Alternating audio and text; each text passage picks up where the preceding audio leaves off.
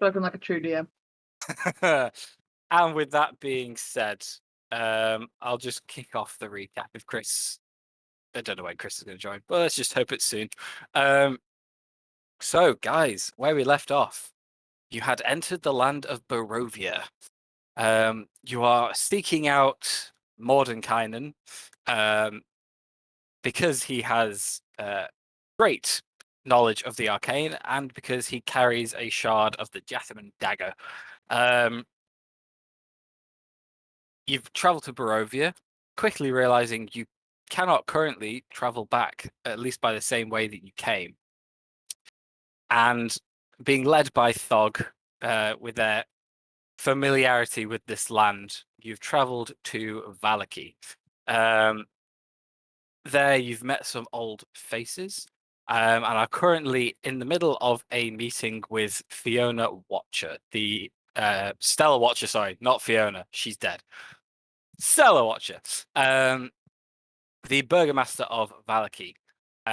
Currently, I believe she's told you she is aware of a mad mage of Mount Baratok,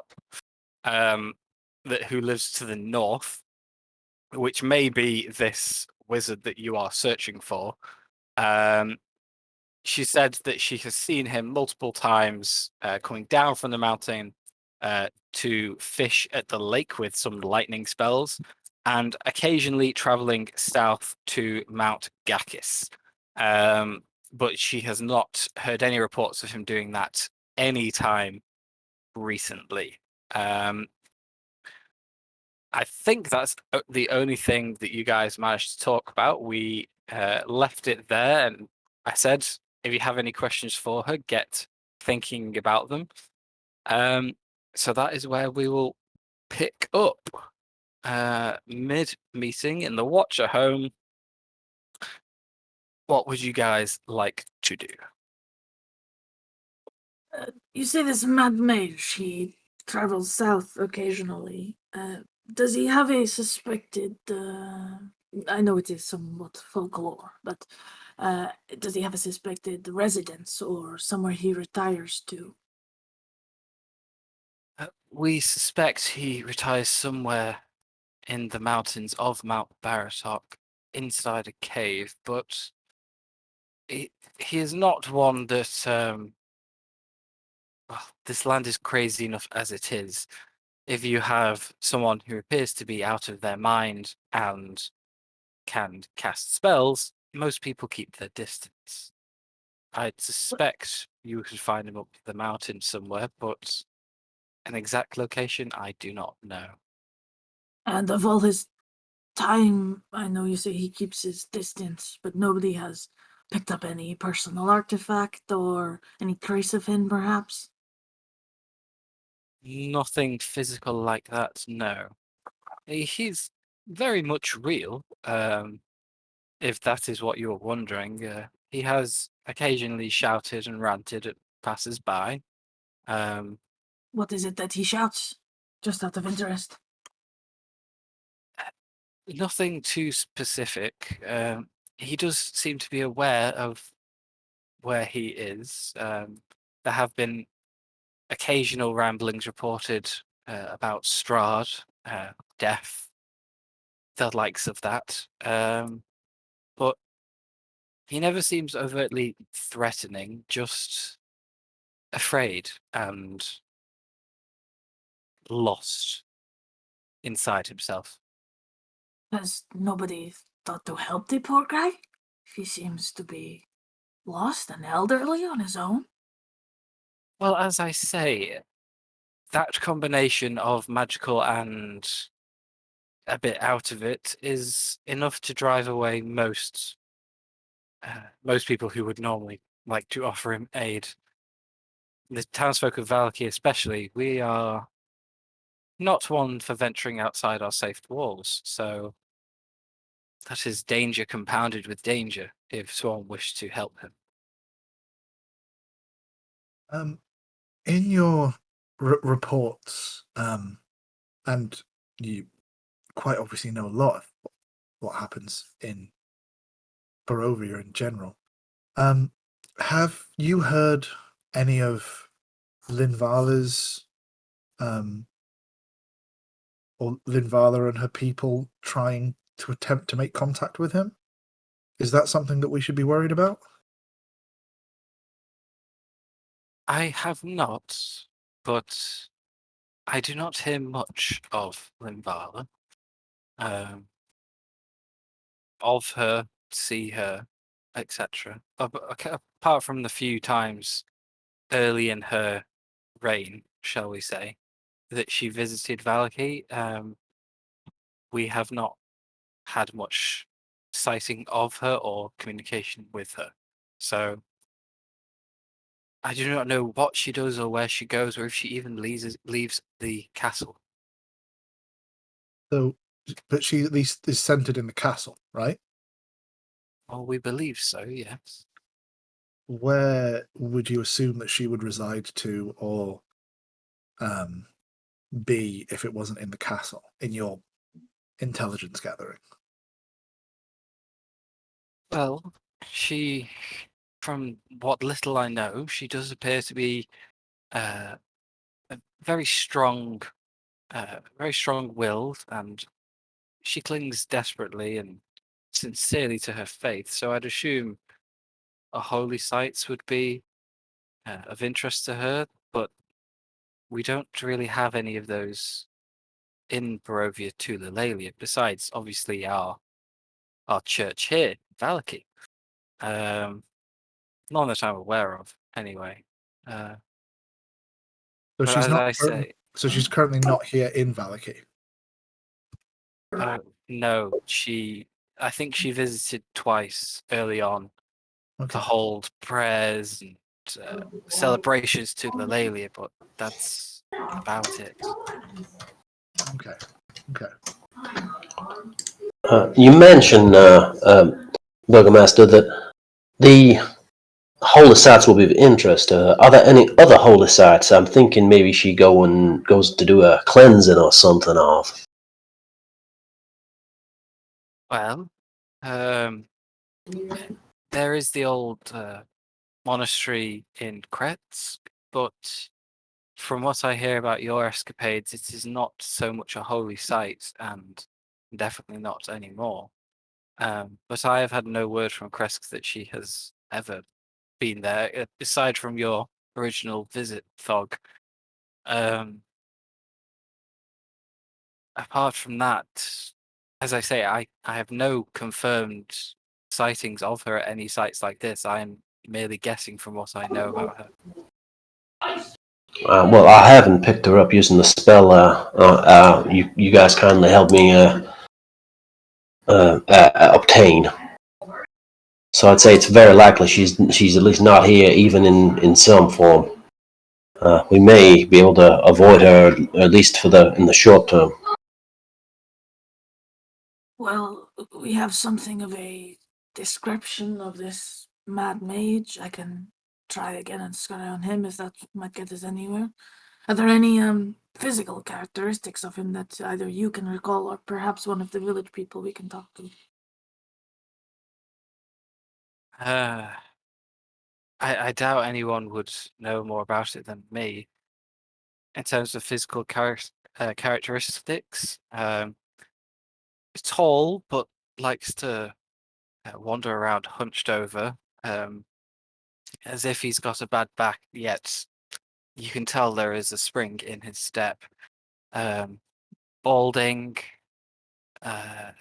usually carries a staff. He's not really anything of note from a distance. Most wizards usually aren't.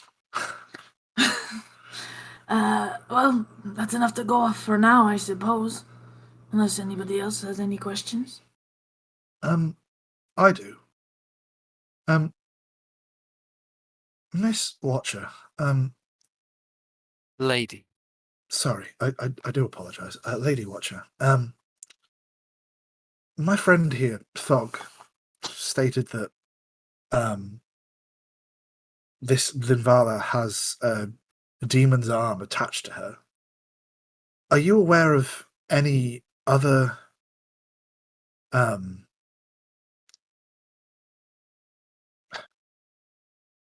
citizens of Barovia that are under the same affliction? He raises an eyebrow at you and then just gives a glance to Thog. I'm afraid I am not. No. Why?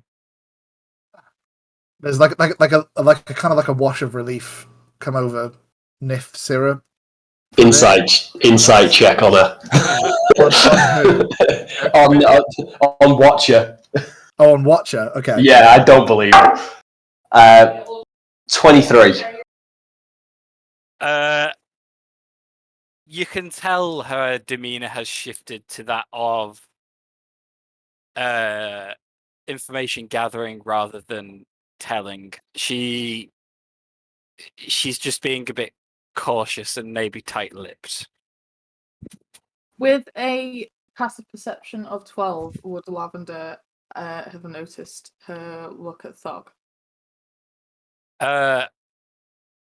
Probably, yeah, because you're looking right at her, so... Lavender's eyebrows furrow, and she just... Hey, lady, what's with the look at dog? Well, Thog was here not too long ago. She knows as much about this land as any of the citizens here, I'm sure. She's done a lot more traveling than most. I just expected that she would have had more information about Barovia before coming here, is all.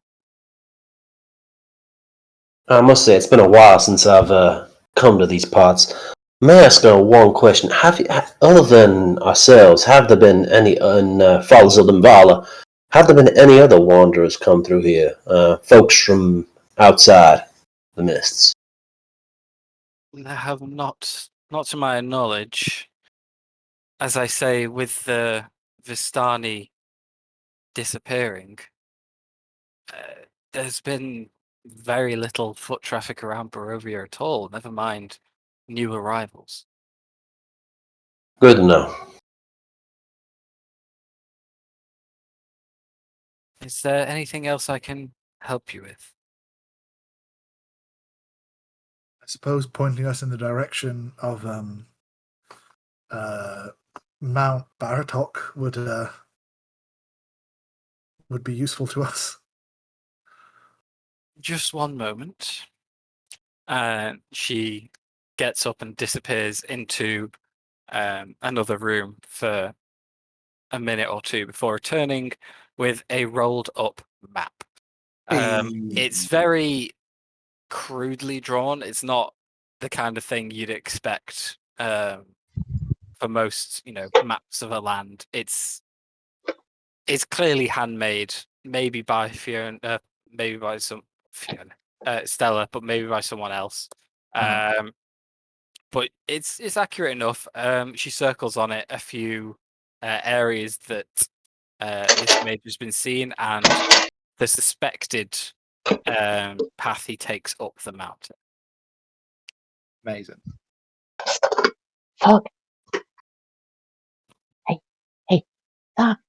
Yeah, well, You know what is the place called that's have this very made of wooden toys that has unicorns? You see Thug just hang on a minute. Working, recognition happening eventually. And it's like, hang on, no. Because the last time we saw that place, Okay. it was shut. But I can ask, if you like. That'd be good.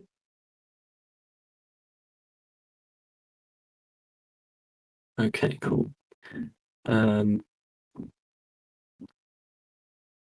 that case then, Thog is going to ask Lady Watcher whether or not, tell me if I'm remembering was his name Rick Tarvio? The toy maker? I think it was Tarvio, the guy who had the tiger. Rictavio was the tiger. The toy shop Sorry was there. Blinsky's. It's Blinsky. Yeah, it's Blinsky. Yeah. Okay. Well, to ask if Blinsky's been seen at all. Well, after the downfall of Strahd, we have made an effort to rid that kind of imagery and, memory of it from our town. So the toy shop sits empty for the time being. If you are wanting to set up a shop and bring some life back to our town, I'd more than welcome it. But that kind of imagery that was present in a large portion of his toys is no longer welcome here. Oh. I thought that they had a new line of toys. Maybe I was wrong. I mean, I have Blinsky an himself. Repurpose. Yeah. Sorry, go on. It's like Blinsky himself and his, I think, monkey. Yeah, tell me if I'm wrong. It's been a while. I haven't really thought of Blinsky very much, but have either of them been seen at all? Not for quite a while. Many years. I think the monkey went with Thrall. I don't remember. I'm completely honest. I think Thrall took the I think he monkey. did, yeah. I mean, he Pokemon collected every other animal. So. Yeah. I was going to say. And what was It's it? What I not think Tiger's one worth like now. 170 gold. I Isn't can confirm that you took the monkey. it? Nice. The same in every I good just- D&D game. Much to my chagrin. I'm sure Thog would remember, but Lewis can't remember every animal. But that's fair enough. So I was going to turn to Tyr. I'm like, I'm sorry, Tyr. I don't think there's much more I can do. Okay. More of a curiosity than anything else, I'd say. Yeah. Oh yes, his name was the great name of the greatest adopted father of all time. Hell yeah. Well, if there is nothing else that I can help you with, I do have other business to attend to. We may be a small town, but things do need my attention still. Thank you, Lady Watcher. It's been a pleasure meeting you. I've come here many times before, and I've never come across you, so it's always a very, very nice to meet new people. And he'll give a slight bow and start to leave the room. I will ask, when was it that you were last here? I'm surprised I've never heard of you or seen you before. Oh, it must have been 3 or 4 years since I've come through here. As I remember, the old burgomaster was in place here. If that is the case, may I ask how it is that you left Barovia? I assumed the only people to do so were that of Thog's group. I travel in various parts of the mists. I'm aware of Vistani and others who sometimes give me a lift, and sometimes I just wander in and end up somewhere else. Her face most- gets slightly more serious. She gives you a bit of a stern look. I see. If it helps, I've never ended up anywhere really that I've been truly looking to go. Thought getting out of here is as much a mystery to me as anyone else. Well, maybe next time you visit, you could tell me a bit more about your travels. Indeed, a pleasure. And she stands up politely, just gesturing to the door. Smile on her face as she looks at the rest of the group again.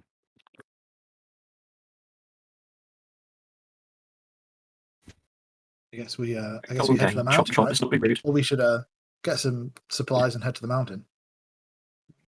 Definitely.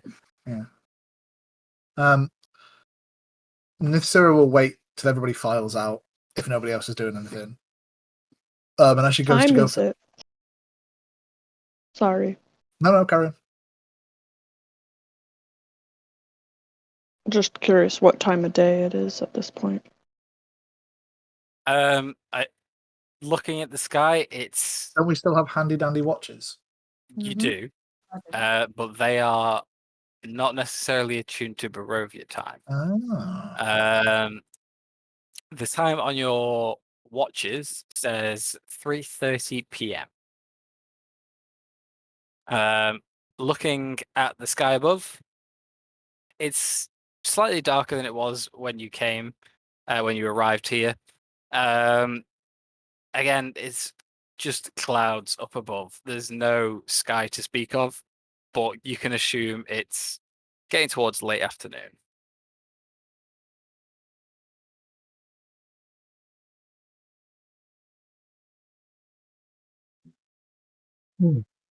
Okay. Sorry, carry on, Tia. No, just wondering where we would be staying. Well, I think it perhaps wise to find us a guide up the mountain, no? It is not familiar territory for us. From what I recall, there's an inn, the Blue Water. Perhaps we can find someone there. There must Maybe be we'll- locals, hunters, something like that. As you say, like the blue water, Thug's gonna definitely got a grin spread across her face and like, I think we're gonna get quite the reception there. Got a few people there that owe me a favour. Well, and Oh, you may even find some more information on this Mad Mage stories. Anything that someone may have seen can help either myself or Murrow to scry on him if he is nearby or as we get closer.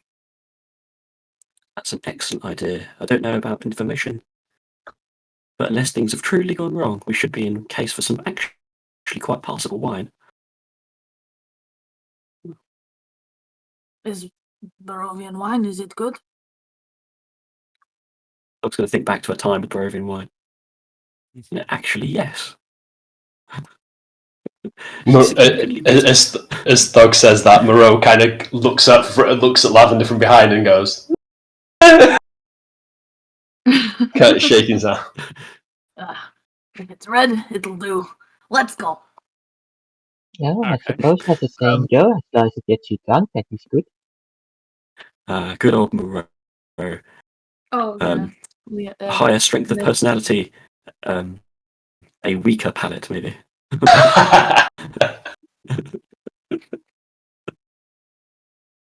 What was Make- Nick saying? Yeah. Sorry. What I was gonna say was, as everybody leaves, Nithsira will hang back again to be the last one out, and as she goes to pass through the door and kind of close it behind her, leaving Lady Watcher in the room, she pauses for a minute and turns around and goes, "Lady Watcher, just one more question, if I may, be so bold and frank as to ask you bluntly." What are your feelings towards the new management around here, and Linvala in particular? If I'm honest, I do not have much feelings either way.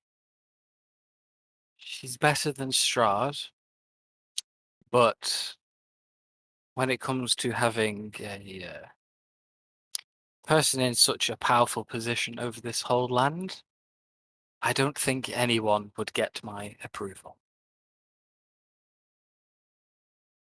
Thank you for being honest.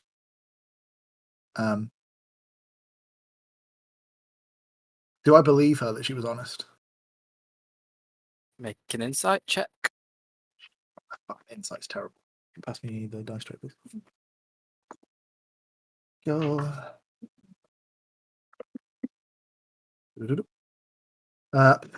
Natural one. You have So that is- no idea.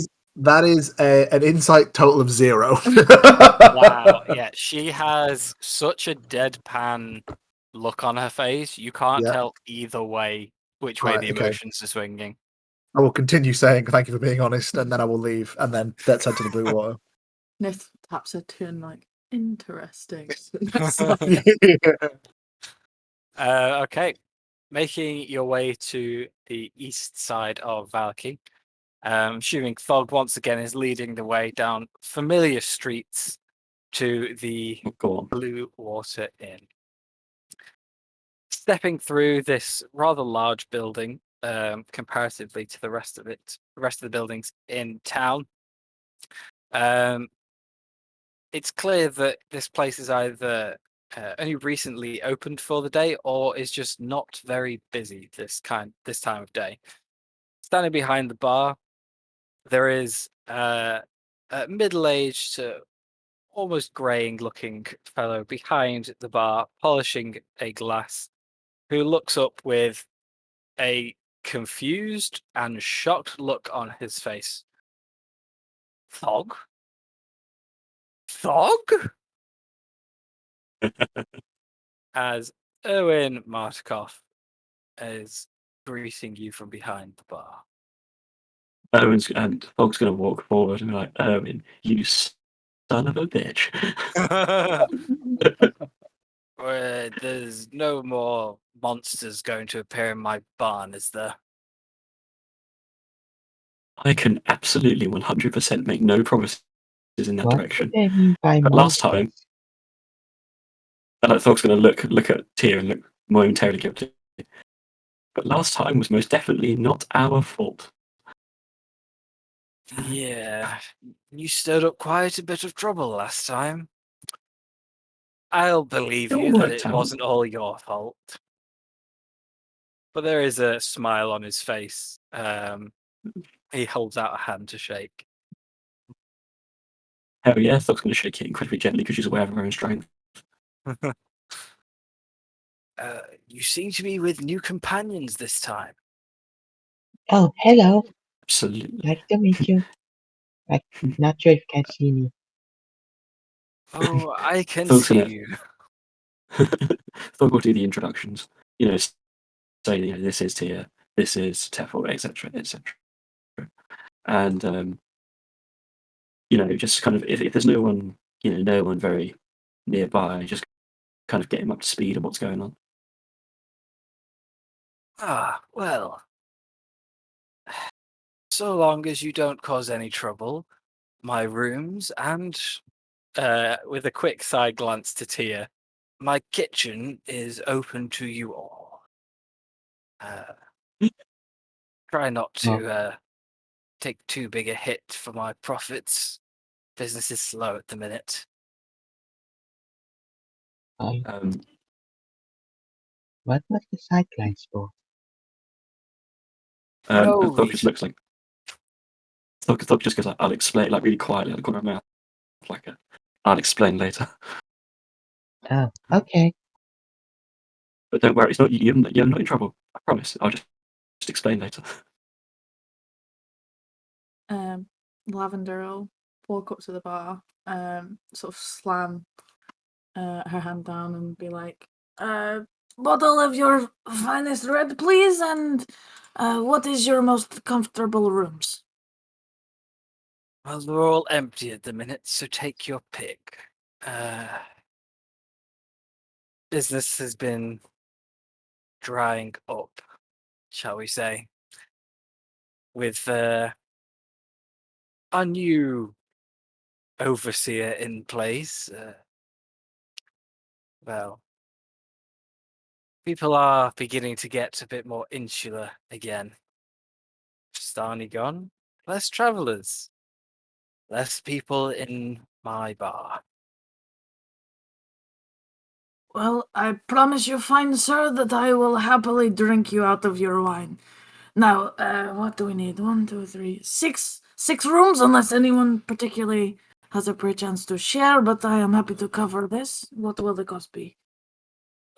Well, I only have 6 rooms, but I guess you can have them, 1 each. There are multiple beds in each room if you wish to bunk up. I might be able to assist with this endeavor of yours as well, my good man. Hi. I'm actually a bit of a a bit of a dab hand with this pan flute here of mine. And if you, I could attempt to try and drum up some business for you if you needed a bit of a boost. Ah, the people of Valaki and Merriment haven't always got along well in the past, but I will certainly encourage anything you can try. If you I want like a 6 challenge. rooms for the night, that will be 6 gold pieces. Ah, Maybe offer a tip as well if you want to drink all of my wine. But as I say, otherwise the run of the place is yours. fine, star. Keep the wine flowing. Here's 10 gold pieces. And she'll slam that down for him. Much appreciated. I've given you about 12. Not Lavender will quite happily pour out a few glasses of wine, offer one automatically to Moreau and to anyone else who would like some. Yeah. Okay. Fog, before you head off to bed or to join the merriment that your friend over here is clearly trying to start, do fill me in on how you've been doing and what you've been up to. Friendly faces are hard to come by. Well, absolutely, no trouble. And Thog will, I mean, because, I'm not going to repeat this every single time. Every time somebody, Thog will give him the details. That's it. And then he'll, of course, ask how his, whether any feathered friends have been spotted recently.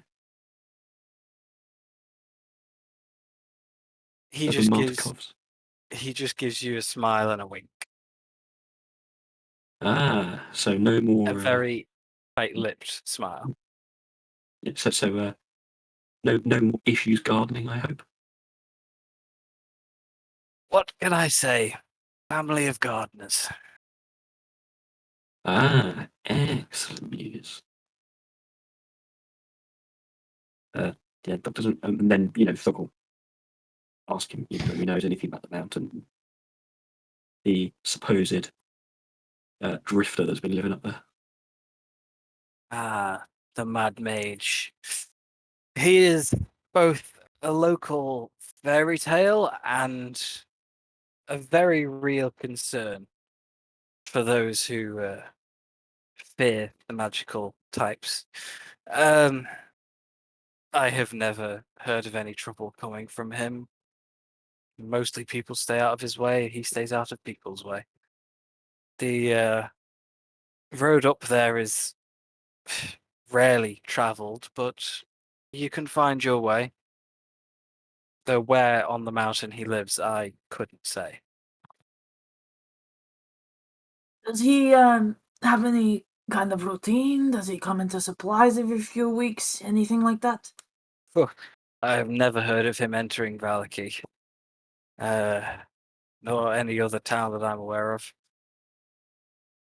I don't know how he survives on that mountain. It's quite desolate, but if he is a wizard, as everybody claims, then I'm sure that helps him get by.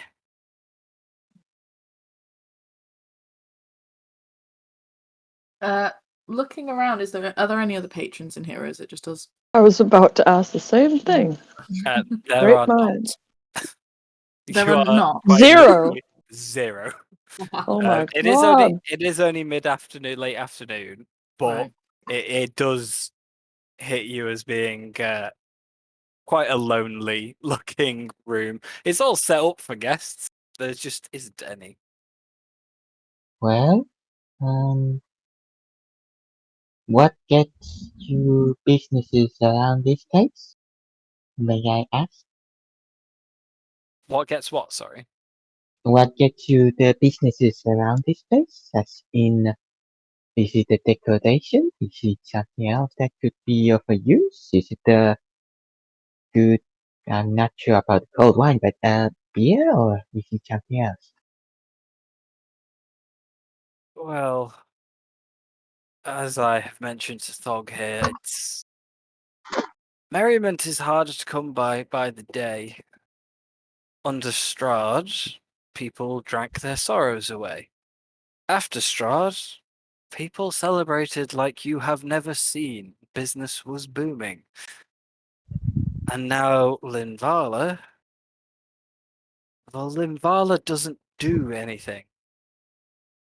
And that has made people more terrified than when they were being hassled by Strahd. The unknown is terrifying to some people. Would anything new in terms of catering or something be of a use? I suspect the only new thing that may take the only new thing that may encourage the local population to find their hearts again or to drown their sorrows again. Maybe Okay, for just something to happen, something to change, to okay, be so tormented or freed. I do not know. I am not very good with words, so I'm just gonna say, would you like to have a commission or a free sample? Just a redecoration or something else to the bar? If you think it will help, be my guest. Okay. And yeah, we'll start inspecting the place. Okay. What is it you're looking for and looking at specifically? The temperature of the wine, how they're being held, the area, the taste, and then in terms of the tapestry, what kind of decorations are on the table? Could it be made a little more fancier? What kind of fabric, and maybe some of the other things in terms of door hinges and anything that's movable and slightly related to upgrade in a sense. Okay. Basically the wine is good, but everything else seems to be of decent quality, but laid out and prepared for like a darker, warmer kind of atmosphere. Not so much lively, more of come in, enjoy your drink. Nothing vibrant, nothing like striking you as overly how should I say it? I love it too. It's kind of a dark, dingy pub, basically, but the quality is fine. It's just nothing special.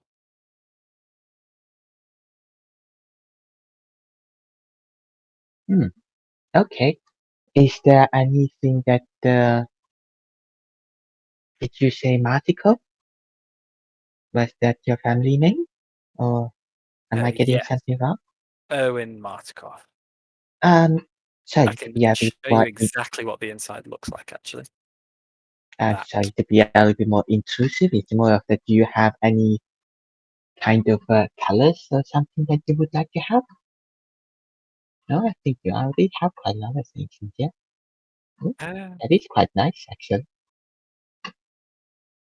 Well, we are known for our wine, so I do like red, but well, that wouldn't really change much, would it? You are known for your wine? And she looks quizzingly at the glass that she has in her hand. Oh,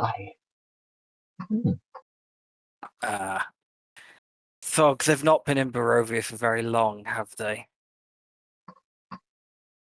No, except and like the gesture Moreau, like except for this gentleman. Not they haven't been. No, I've tried to explain, but it takes seeing to really well, and then she just gestures understand.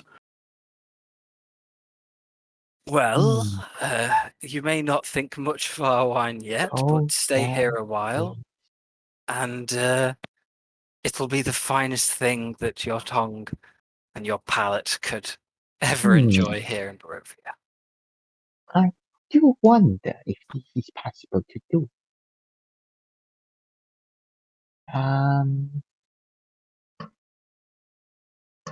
What do you think when the customers come in here? It might be the relatively cold, damp, and dark place, right?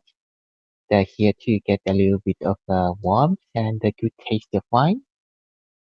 What if we change something on the floor to make it something similar to a floor heating? What do you think of that? Floor heating? Yes.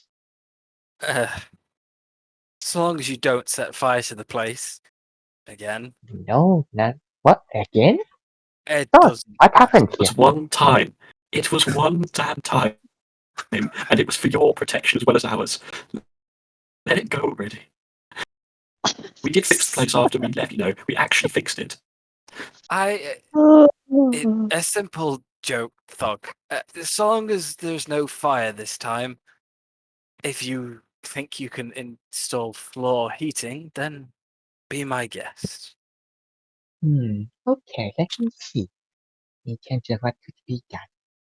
And she goes into a little bit of small maniac mode of rambling on things to herself and devises different type of blueprints into what could potentially be used in this given age and time. Something of metal and stones that would have a good heat absorbing capacities to create something related to a stone floor, a heated stone floor. Okay. Obviously, that's something that's going to take longer than a night, but if you want to spend. Added with a bit of magic, of course, to keep it more insulated and stuff. If you want to spend your downtime and part of your evening drawing all of this up for him in a way that he'll understand how to implement, then you can certainly do that. Would love I'd make you do a skill check, but you've described it reasonably well there, so I'm just going to say Tia knows how to do that. Minor construction. Checks out. Come on, Tia, help me a little bit out. And Tia brings out the small homunculus that is shape of tiny unicorn. Nice. Could you give Liam control of my token, please, Matt? Yeah. Nith, didn't you say you were going to do something to drum up some business, perhaps? Yeah, so while all of this has been going on, everybody's been chatting and stuff, Myth has been running through like warm-up exercises for this pan flute. And she's been limbering up in the corner. Oh, with a flute? Pan flute. I thought you said pamphlet. No, pan flute. Oh, okay. Yeah. No one's I thought it was pamphlet as well. No. What has to do with the pan and the flute? Yeah, and she's just been kind of limbering up, doing stretches and shit. Stretch. Yeah. Stretches for a pan flute. Interesting. Yeah, no, because you know what. Very seriously. I've explained to you exactly what Nysera is like, Matt. So, when oh my god, what's her name again? When Lavender turns and I was about to call you Frankie. When Lavender turns and says that, I just kind of finish off like stretches and stuff, and bring my leg back from behind my head down to the floor again, make eye contact with Lavender, and go. And I'm about to go and do exactly that. I stroll out of the door, and I'm going to the center of town, Matt. And I am going to use my by popular demand background feature, including my nurture all beauty trait from my Dark Song Night vows. And I'm going to try and fucking Pied Piper as many people from the town centre as I can, doing flips and shit, and acrobatics while doing a pan flute, and try and do the music to the dancing, and bring as many people back to this bar as I can. Okay, what does your background mechanically do? So it is you can always find a place to perform, usually in an inn or tavern, but possibly with a circus, a theatre, or even a noble's court. So I'm going to say town square isn't going to be hard to do that. Yeah. At such a place, you receive free lodging and food of a modest or comfortable standard, depending on the quality of establishment, as long as you perform each night. In addition, your performance makes you something of a local figure. When strangers recognize you in a town where you have performed, they typically take a liking to you. So I'm going to try and just Pied Piper people out back to this place. Okay. Mostly by First making of a all, spectacle. Give me a performance check. Okay. Here we fucking go. What are you trying to do? This performance check Perform is setting so your well. DC. Okay. So do well. Okay. Hey, what are you trying to do? Don't get in the way of creating things unless you're I'll turn around and I will explain to Tia that this fellow seems this Martikov fellow seems like a grand person, and it is a damn shame that an establishment as fine as this is going unused and unappreciated. Oh, And I see. everybody needs something to celebrate, because even in the darkest of night, there is always a sunrise that will come. So I am trying to bring joy and merriment back to Valaki and bring it Puke. here. Is Nith saying this to everyone? Yeah. Before Oh, she- I'm sorry, people. Are you not? Do you not want me to play Happy Sunshine Carriages? Do you That want is- me to bring No, Ned Father back? I just wanted. I wanted to say, like, if you're saying it to everyone, Moreau would talk you up and give you a bardic inspiration die. Oh, fuck That is yes! that is a good idea. Just could you not step all over the place? I want to do some measurements. And I will Step back out the door. cast Eagle Splendor on Limbo on fucking hell on Nifsira. I mean, I'll play Linvala again. It's fine. I'll see it. But What does so that do? you have advantage on charisma checks. Oh, you fucking beaut boy! Right, so I've got a bardic Nope. inspiration Nope. guy. Fuck yes! How long does that last for? I think it lasts a while. I think it's like until I rest or something. I think Oh, You have 1 hour. Sick. Let's fucking do this then. So I've got advantage, yeah. Oh, once within the next 10 minutes. 10 minutes. I'm gonna use it now then, because that's probably a nearly 10-minute walk down there, is it, Matt? It's the town square from here, probably only like 5 minutes. Sweet, Yeah. banging. Let's go. Oh, Did you fucking see that? Then? That's bullshit. unlucky. Good thing I've got Okay, advantage. Okay, Witchy. Take the measurement, It's better, take it's over better. that way. What is the bardic inspiration die? D8. D10 D10. at this level. Sick. Alright.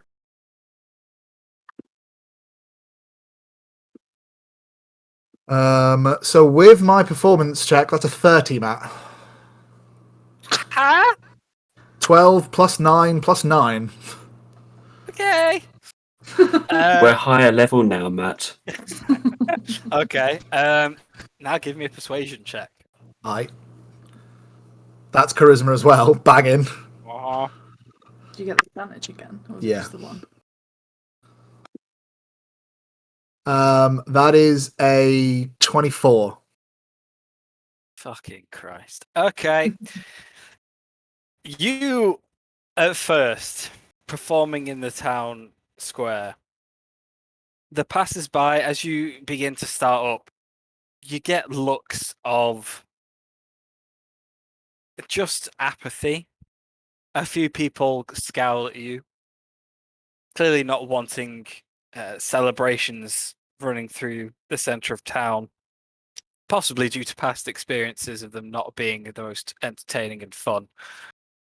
But once you get into the swing of things, dancing around with your pan flute,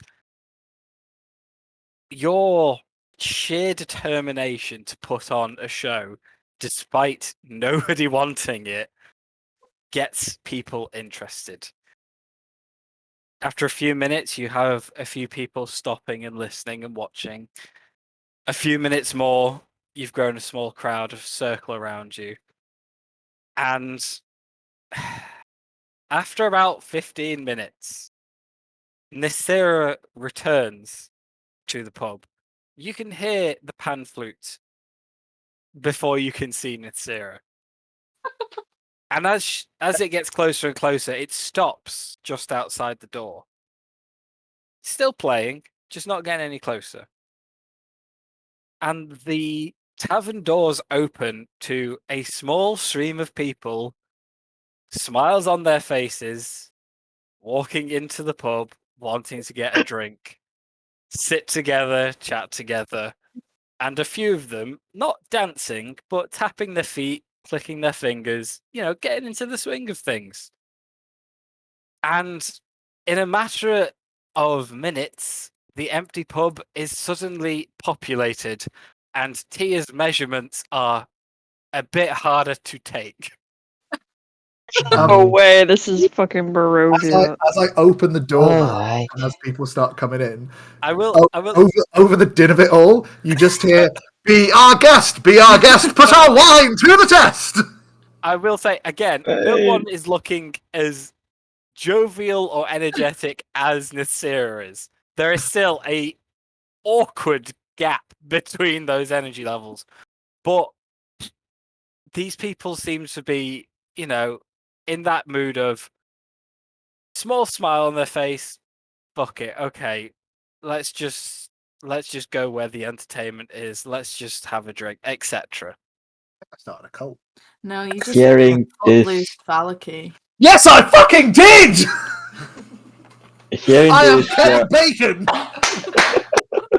Tia will use prestidigitation to set the mood to a little bit more jovial happiness in terms of the lighting to be a little bit more warm, brighter, and then set the place to be feeling a little bit warmer. And then Okay. put 3 little stones around the place for the same recording of Nifsira's performance, one of them being recording it on the play in the corner, and then 2 more to set up the light just to increase the mood. Within half an hour, the tavern has background music, a warm yellow light coming from 3 pinpoints in the ceiling, and there is just a general background noise of chatter and liveliness. Owen's face is beaming. I also, Nisira and Tia, you've both got a what's the word? Inspiration die. Oh, fucking sick. God, yes. Nice for more shenanigans. God, Nifsir is so happy right now. You have no idea. Over the course of the evening, Matt, as things progress, Moreau's going to probably approach any townspeople that look like they might be into it if they'd like to know their future. Enough to do Taroka readings for them. Oh, okay. For the cost of 2 silver. Oh, then no. Oh, well, he'd go like to 1 silver or something. Yeah, he wouldn't just do it. Give me a persuasion check. Persuasion. Okay. Don't undo all my hard work here. No. That is persuasion 23. Wow. And he'd be looking for like easy marks as well. Yeah, you pitch this idea to a few people, and you don't get a lot of takers. The second that no one seems enthusiastic about it, and the second money's involved, everyone just instantly turns from the idea. You do eventually get one younger-looking gentleman, semi-interested in the idea.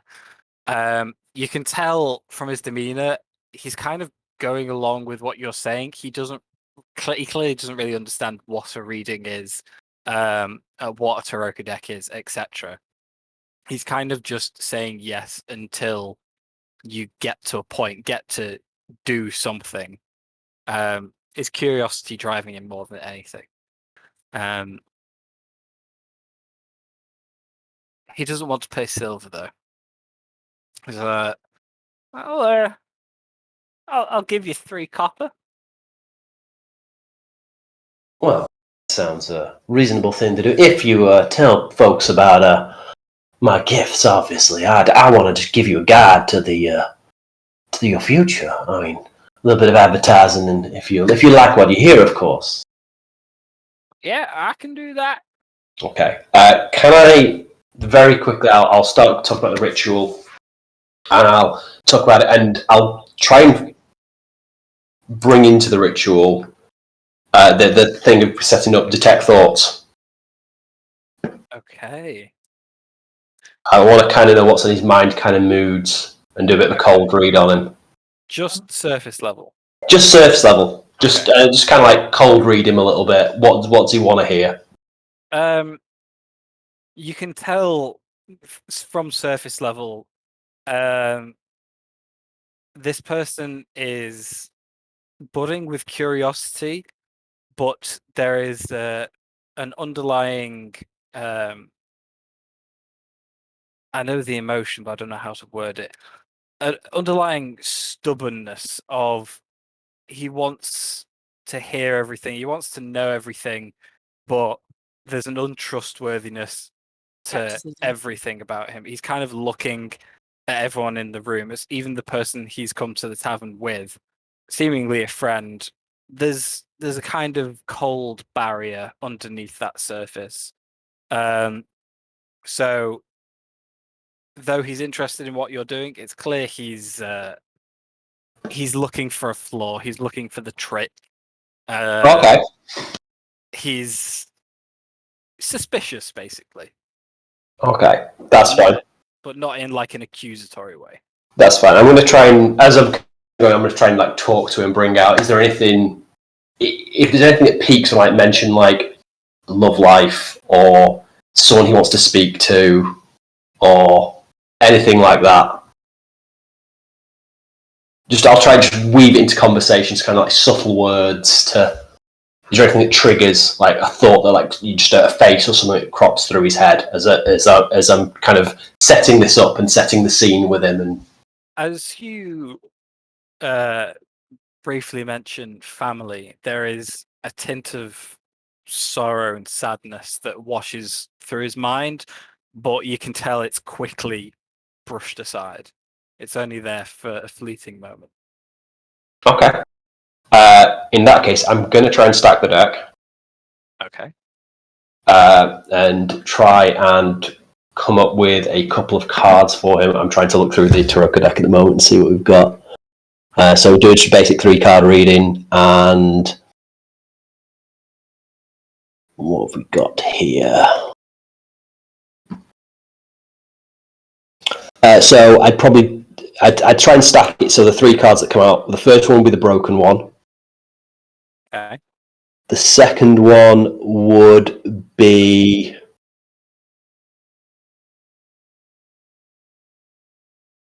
the mercenary, the 4 of swords.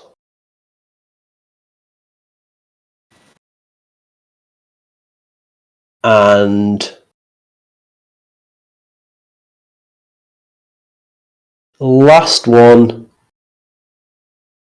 would be the 5 of coins, the guild member. Okay, give me a sleight of hand check. Okay, I'm not as good with this. That would be 16 plus 5, 21. Okay. As you are speaking to him, stacking the deck, you can tell his eyes are flickering between you and the cards. He's clearly trying to watch for you to do something like this. but as you've stacked the deck, he doesn't seem to have reacted to it, so he might not have actually seen you do it, despite trying to look out for it. What is it that you are saying to him as you deal the cards? Okay, so I'm going to say, okay, I just want you to, when I've got the deck stacked, I'm going to say, 2 seconds, sorry, someone's going to be at the door in a minute. Sorry, apologies, 1 minute. It's all right. For the remainder of the evening, I'm assuming you guys are spending the night here then. Is there anybody else doing anything else? Yeah, but it kind of requires Chris to come back. So can we look back to that? Right, okay. Could I Anybody do else? something? Yes. I'm sitting at the table across from Moreau, and I'm gonna very sheepishly go into my backpack, and I pull out a kind of brown, tattered-looking book and a little piece of parchment, and very like shoddily kind of scrawled on the parchment. I put up a card in front of myself that says "Free tattoos!" exclamation point, and a little like kind of velveteen satchel, and I just kind of roll up. Well, actually, I take off one of my bracers and roll up a sleeve so that passersby can see artwork on my left arm. Okay. But I'm not actively trying to like talk to anyone. I just kind of sit there, kind of like eyebrows raised, if Dragonborns had eyebrows. Okay. And like, hey, yeah, hey, anyone? Awesome. Once we've finished Chris's reading, now he's back. We'll see if there are Yep. any takers. Chris, continue.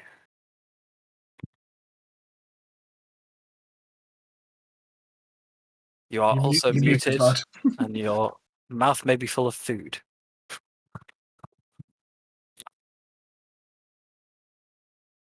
I think he's gone again.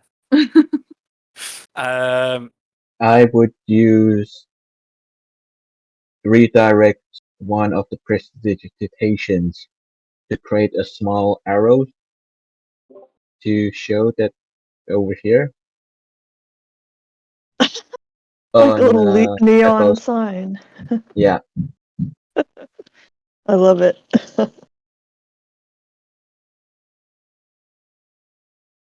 Yourself? Oh, there we go.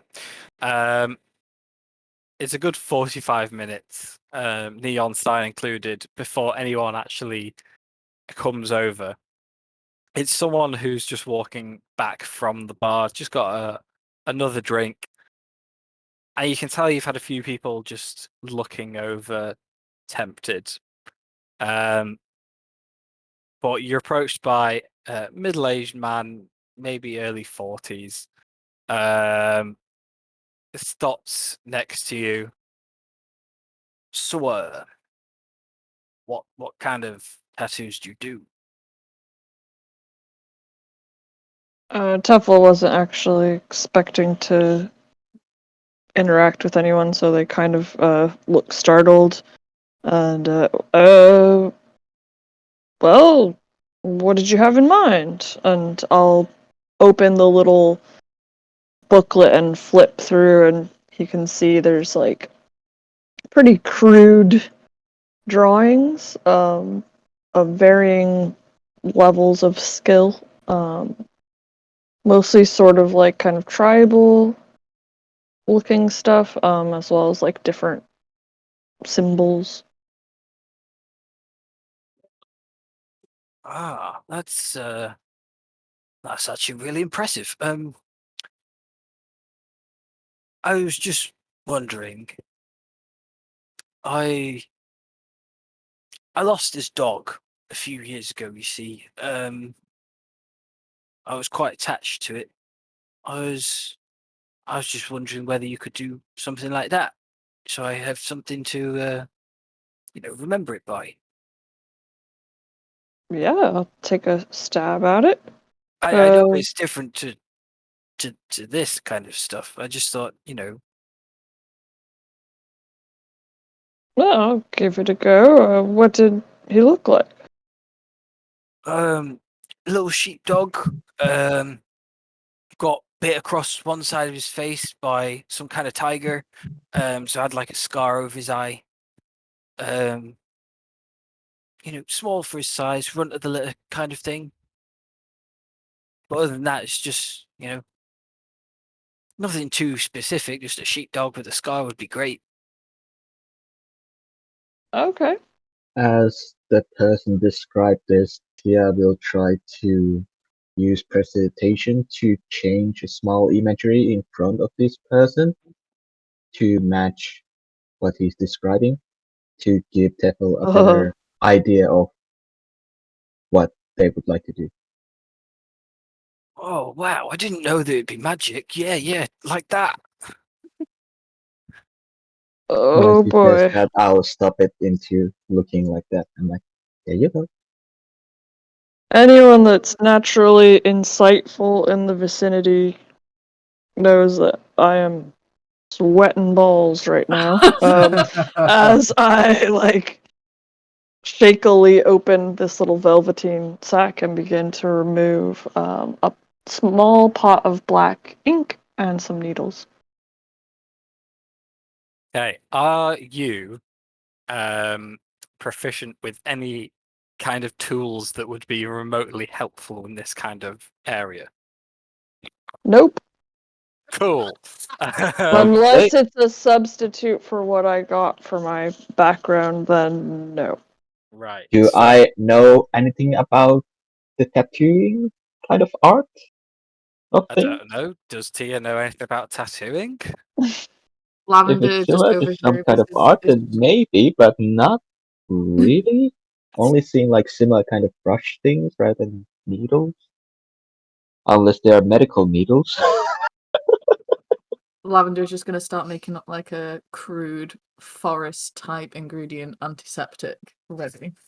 Weird boss that she's just like putting together and Oh, water in I've her got bag. that. I've got that covered, and I hold one of the needles in my claws, and a little tiny little flame comes out one of my nostrils as I kind of burn one of the needles. Booger burns. It seems like you need to be quite dexterous with that thing, is it? Or am I interpreting this thing wrong?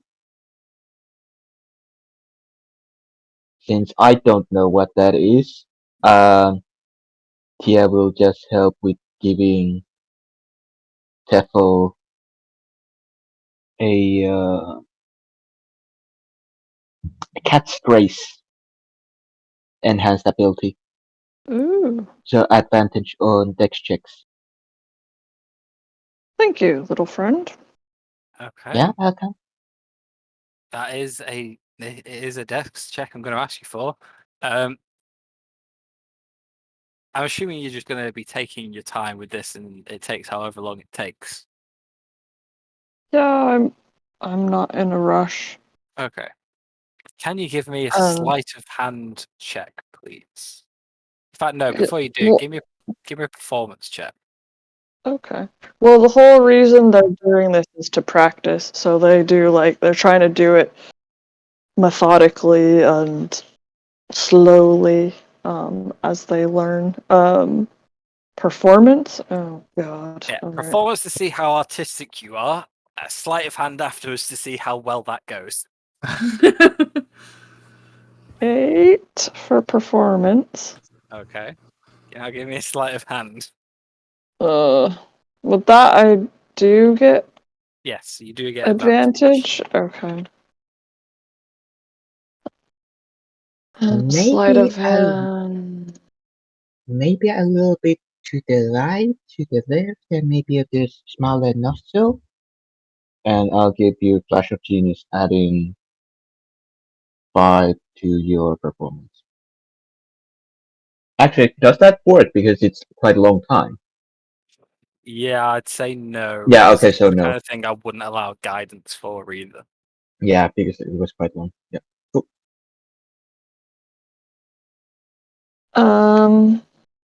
Okay. 14. Not terrible. Okay. You do a pretty good job considering your nerves. It's a very basic sheepdog. It is the bare bones of what he described he wanted, but you do it reasonably well. There's no obvious mistakes with it. And towards the end, you keep checking his expression. He seems to be quite pleased with it. Just a little sheepdog on the outside of his upper arm. And when you're finished, kind of like holding your breath to see how he thinks, and he immediately starts showing it off to the others around the table, flashing it at Lavender like, huh?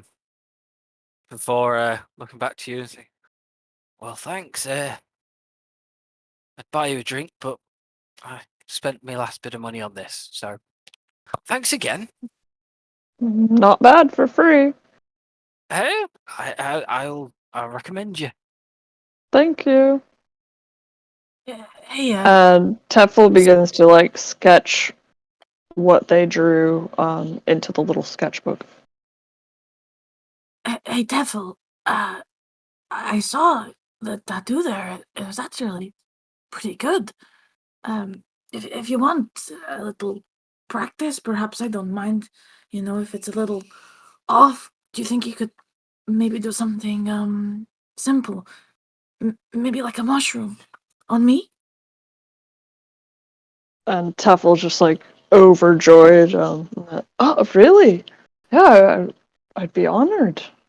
She kind of like points to the very crudely embroidered mushrooms that are kind of like around her collar, and she says, "I'm Kind of like these ones. Do you think you could copy to my wrist? and she'll like hold out her right wrist. Maybe this way, so I can look at it." Yeah, certainly. I'll be happy to. Amazing. Yeah. And I singe a new needle and open the little pot of black ink again. I'm a little more nervous about this one. My heart can't take the emotional damage. It's okay. If you really mess it up, I'll only take the fingers you don't need. Tefl's just like sweating as they If you kind think of it like. will, For behind.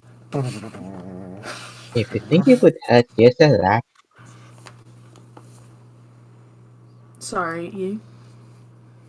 If you think it would hurt, here's a rag. Oh, I don't mind the pain. Don't worry. Okay.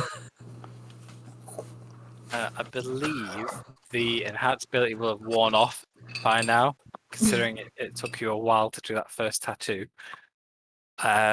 So go ahead and give me just a straight sleight of hand roll. Tia Not wouldn't know. performance. Yeah. Okay. No, because you're copying off like an actual image in front of you this time. Okay. So go ahead and just give me a sleight of hand. All right. Sorry in advance. Oh shit! Oh wow! Brilliant. Hey, before you can even react, Tefl's just like, I think that's the best one I've ever done. No, it didn't even hurt a bit. You're really good at this. Thank And you. It looks exactly like the ones embroidered into your collar.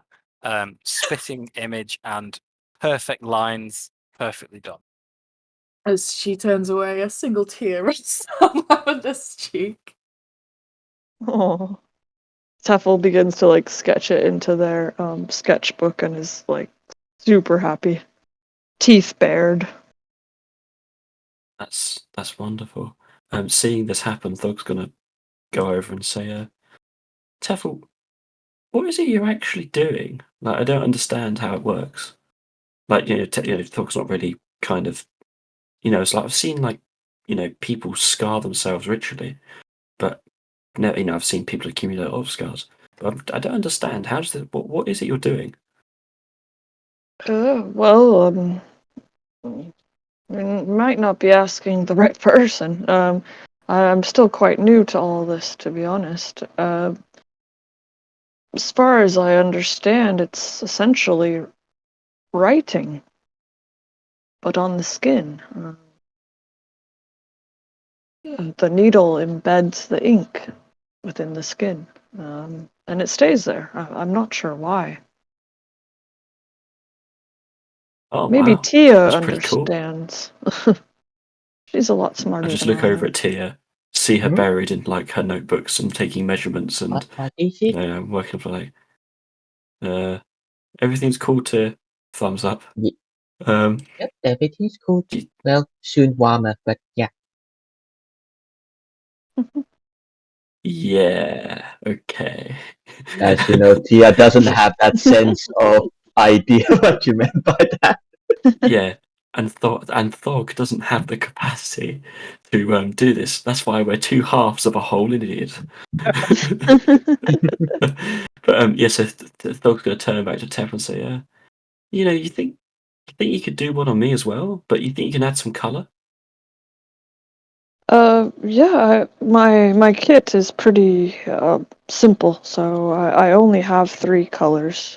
This Oh, what colors you got? black, I've got black, I've got red, and I've got yellow. But I've never tried mixing colors. To my understanding, you could make other colors by mixing them, but I've never tried. Oh, that shouldn't be an issue, I suppose. Yeah, I've But got if something that I could do work black, with. I Yeah, could do a I'm about to say, black I think I've got. outline, and So when if you I could get do other maybe a. colors. No, I think that would work. That you see Thog like thinking, and as she's thinking, she's kind of like rubbing, like like how some people like rub their chin. She's kind of like rubbing the holy symbol of Ravenkind underneath her arm, and like it's not a bad idea. And then she's just gonna, she's gonna put her palm around it and just take off the chain and put it in front of you and say, how about doing, how about stretching yourself a bit, do an outline of this. Make everything in the middle yellow and make the red stay red. Oh, this is quite intricate. Very beautiful. What is it? For anyone who's forgotten what it looks like. As you And mentioned this, Tia perked up and also comes to see what's going on. I'm just going to say, and Thog will, give a very brief Thog-like history. It's a holy symbol of Ravenkind. Apparently it's quite important. Wards off vampires, very useful item. Of course, and she'll extol, like she'll gloss over the fact it's religious and extol its practical virtue. And then she'll say, I suppose the big question is, Tefel, do you feel like you'd have more trouble getting the picture right, or you'd have more trouble with the actual tattooing itself? Because you said you're learning. I'm just Um, interested. I've never done it. well, I've had quite good successes today with replicating images, but I'm still working on my technique and steadying my hand, so I can't guarantee that I can do lines as thin and intricate as they are on this symbol. I'm quite confident I can get the general shape, but it might not be as delicate as this actual symbol. I've also, full disclosure, I've Yeah. never used these colors before. I've only Thog's done gonna, black. Thog's gonna look down and be like, she does have skin that is not Caucasian. And she's going to be like, I think it'll be fine. And Oh. and she's sure. She's got that certainty of a rock. Like, she is absolutely certain it'll be fine. Because she just doesn't understand it might not be. There's such certainty is only given to the mad and the religious. Luckily, she's a bit of both. But she's going to look and she's going to, I think that's okay. Where do you think it'd be best to put it on me? Because I don't really know, where best to tattoo somebody. Well, do you want it to be easily visible or more concealed? And the Uh, size could have I something to suppose do with the location as well. Like Thog's gonna, she's gonna start, looking at herself like, well, I think you've got a lot of canvas to work with. But I think maybe she's gonna like look at her hands, and she's gonna look at it and like, yeah, maybe the top of my right hand. I'm always holding my sword in that. Oh, so quite visible then. No pressure. No, it's all right. Don't worry. You can relax because, and then as she says this, like Thog's gonna again gently. She's aware of her own strength. High wisdom, low intelligence. There's well, I say high wisdom. Let's not beat around the bush. What? Slightly higher than average wisdom. Thog's gonna put a hand on your shoulder and say, you don't have to worry because I have faith in you. And then she's going to cast Enhance Ability Cat's Grace and give you advantage on Dex checks. Ooh, Sick. And Nice. I I'll will need it. help Thog by creating prestidigitation of the symbol of Ravenkind on the area that she would like it actually on. Oh, for me to trace. So you've got the reference image, Oh, and that's you've clever. got the image superimposed over Thog's hand, and you've got Cat's Grace. What could go Yeah. wrong? That's what I'm waiting to find out. That's what I'm waiting to find. Don't forget who's rolling here. Slight That's all right. advantage. Oh, God, why are you? This is supposed to be for NPCs, not you guys, actually. We're Alright. gonna offer free tattoos and then expect us not to take any. I'm learning! And where Okay. else? Being done again. It's on the back of her right hand, and Tia has put a stencil down for me. Okay. Oh. Well, eight's the best you're gonna get. Hell yeah. Jesus wept. The stencil is very helpful until your nerves just get the better of you. There's a few times where you go outside the lines and you kind of have to improvise and turn it into a new sunbeam that kind of doesn't quite go right, and then they start to get a bit key. The colours go in and they don't quite pan out. They're kind of more blotchy in some areas and thinner in others. But every time you try and correct it, you basically create the opposite. Eventually, after about an hour, you kind of step back and have a look at it. It kind of looks a bit more like a yellowy, reddy star than the symbol of Ravenkind. But it's obvious to people who know what it's trying to be. But it's not great. Nice. I'm just going to send you a little question, Matt. Just wait a second, okay? Okay. Just an idea.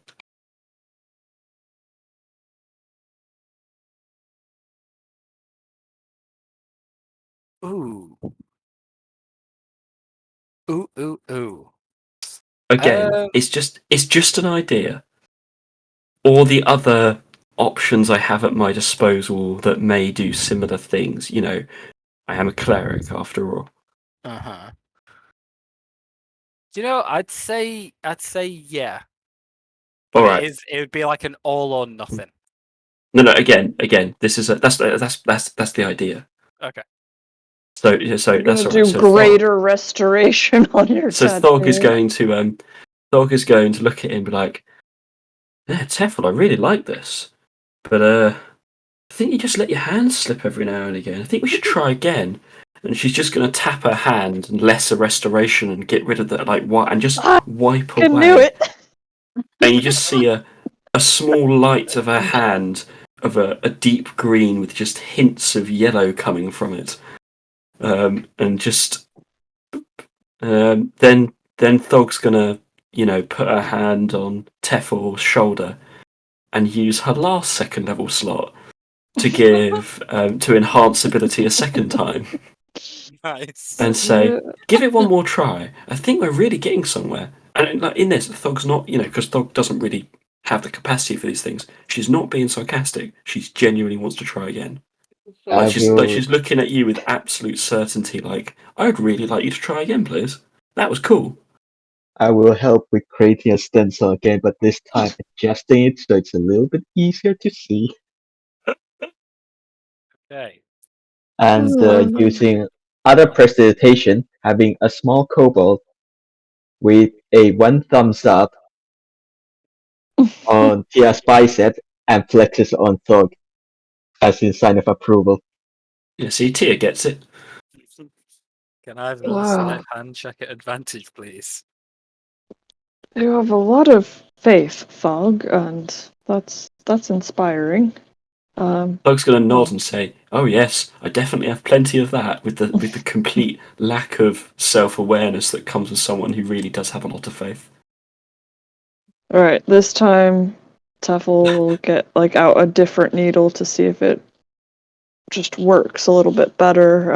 Singes it, gets all the tools. little ink pots ready. It's Stretches bad out needle. You go both to their needle arms and puts a hand on your wrist to steady your hand and goes for it again. Oh God! Fuck! Oh, fuck off. Oh my fucking God! Oh! See, it's all right. It's all right. No, it's all right. I've got this. I have the perfect. I thought this might happen, and I have the perfect response ready. Thug is going to just look down at her hand, and of course, because a fresh tattoo's quite sore, right? Because I've had mine, I had one, and she just looks down, and she just kind of, looks and says, "Yeah, I'm pretty sure this will get better." And she just pops a healing word just to, heal it, and it heals. It heals fine. And Thug's quite happily burning through all her spell slots. And I'm very sorry, Thog. As I then said, Thug's going to go I'm like, no, still no, no. learning. Thug's going to like, no, this is great. No, I like this. What's the matter? I like this. And Thug does. There's, it's like, and Thug's going to look at you and say, it's a tattoo from a friend. I like it. What's wrong with it? It's got the right shape and everything. I definitely couldn't do any better. I mean, let me tell you something. I happen to be proficient with the instrument, the lute. No one would expect it from me. But when I was with my last adventuring party, I didn't crack it out once, just in their self-preservation. So, because I lack any sort of performative abilities. But this I like. And Thog's being honest. She actually it's a tattoo from a friend. Why wouldn't she like it? Well, use you're very counter gracious. If you I'll try keep that, Thog will practicing. push you upside down into a keg. I'm already upside down, mate. Like I'm said flipping into- all over this fucking place. If you think you get out of Thog's grip, you have made a grave error in life. Because I am not above or below casting bless on myself. Or guidance. And or anything else I deem necessary, including smoke grenades. True. Yeah, this is no Thog genuinely likes a new tattoo. Seriously. Okay. Well, I'll keep practicing, and maybe I can do a better one for you Oh, someday. cool! You can, if I have any juice, if I have any magic, any faith left in me at the end of the day, you can try again tomorrow if you like. I've just got to get some more willing victims. Yeah, exactly. You try again on me tomorrow. You can try every day if I have any get up and go left in me magically. Right. Okay. At the end of this, Thug's going to end up looking like Wilma the elephant patchwork. While all this is going on, cutting back to Moreau. Chris, are you ready to do your reading? I am sorry, Uber Eats arrived. Cool. Yeah, so Moreau sat there and he's he goes, I just want you to touch the deck. I want to get a sense of your essence, and it should be part of you.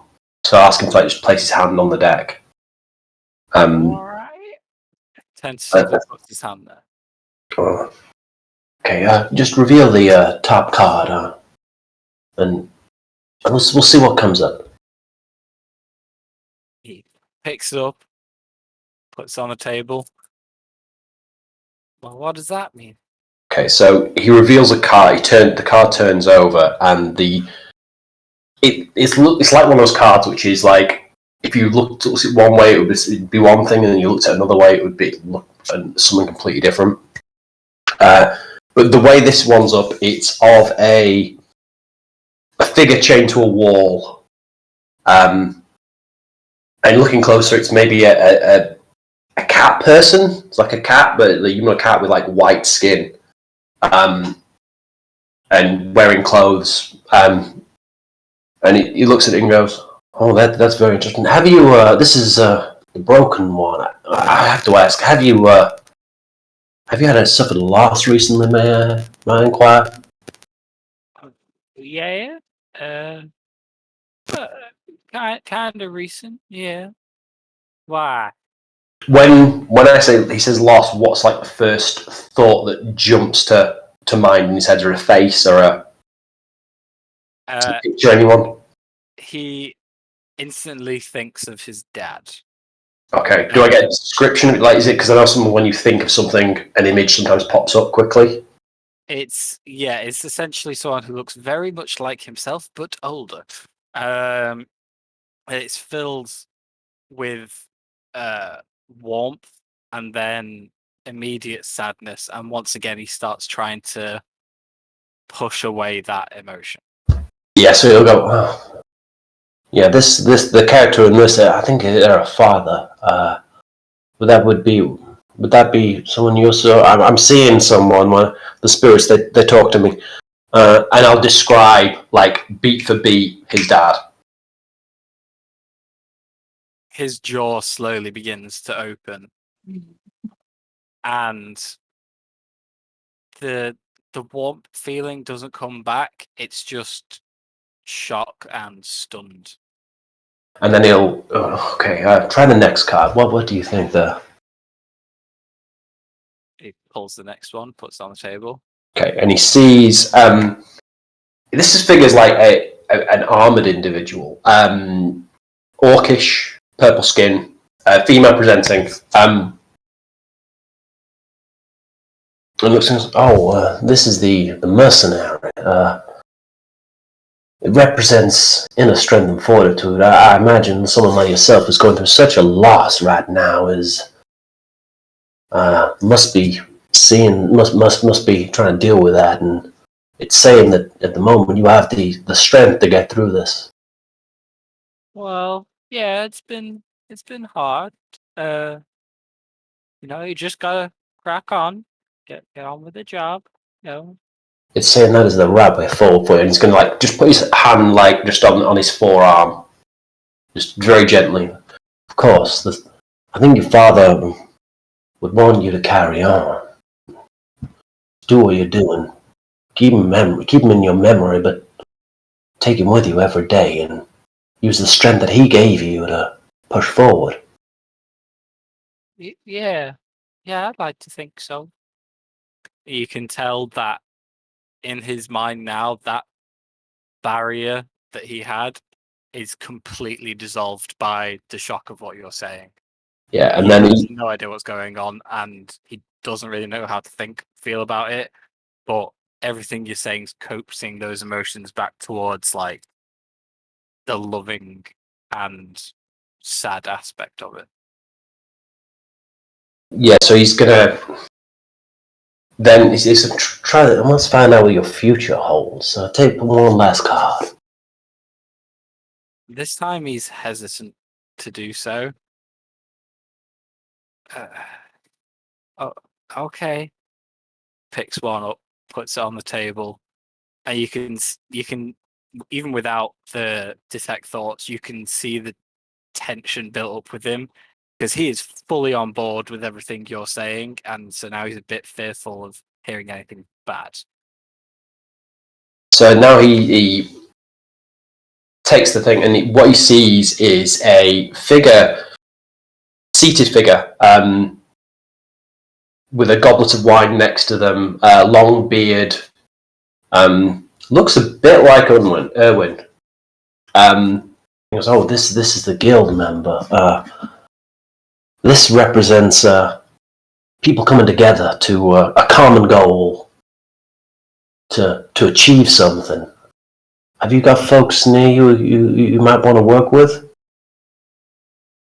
Well, since I took over the family farm, I've been a bit insular with my neighbors. I guess we could, work together a bit more, get more out the land. I think that's what the spirits want for you. Work together, common cause and all that. Yeah, Maybe riches will come. I like the sound of that. That was a pleasure to meet you. Please tell your friends about me. Dr. Ezekiel Moreau. Oh, I will. I Yep. will.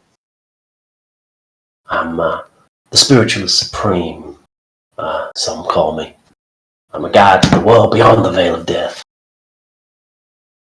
I'm happy to give any attention you can put my way will be most appreciated.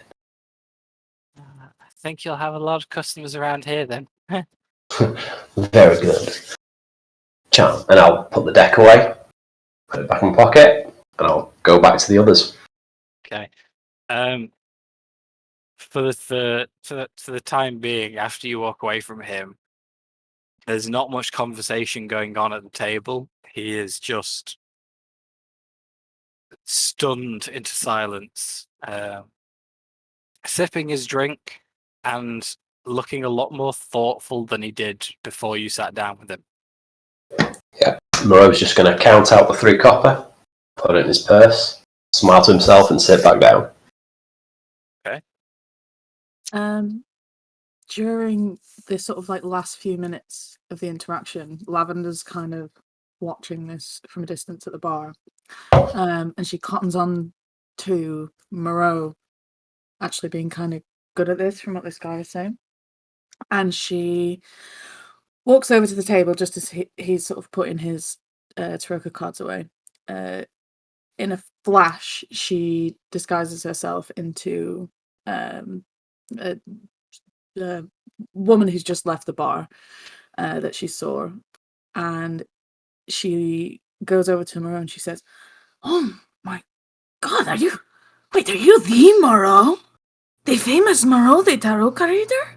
The one who foretold my own brush with death that I was able to avoid because you yourself foretold it?" And you see like a flash of lavender appear in her eyes, so you can kind of like tell it's You simply must tell my fortune, please. And she turns around to the rest of the tavern and she's like, "Everybody, I must recommend this person's services. I've suggested him to everybody, and for the price of only..." Did you say 2 silvers? What on earth are you selling yourselves short for, man? What are you doing here? Take a gold and tell me my fortune. I must be first in line for your gift. You'd be a fool to miss out on a reading from Moreau the Mysterious. Moreau can I make an insight check to see if I notice this is Lavender, or did you like drop it slightly? She would have like flashed lavender pupils at you. Yeah. When you started saying like, "Oh, you previously told my fortune," there's a moment where Moreau panics. He goes, "Yeah," and then he realizes, "Oh," and then he starts to play along, and he'll do like a straight reading for Lavender. He won't. Okay. Can I have a deception check from both of you then, please? Yes, of course. While they're rolling, Matt. Yep. Nithsira would have seen how great an effect she would have had on the room by these people. It's to benefit both this deception and the Martikov place itself. but unbeknownst to Nithsira to benefit this deception, can I try to have gone back to town and Pied Pipered more people as they're coming through the door? This happens. Go ahead and give me a persuasion check for that. My deception check wasn't great for me, just an 18. Okay. Mine was a 14. Okay. What's the persuasion check for Sarah? 27, baby. There's not an abundance more people in the town square for you to get, but yes, there are a few more that you do persuade to come on down.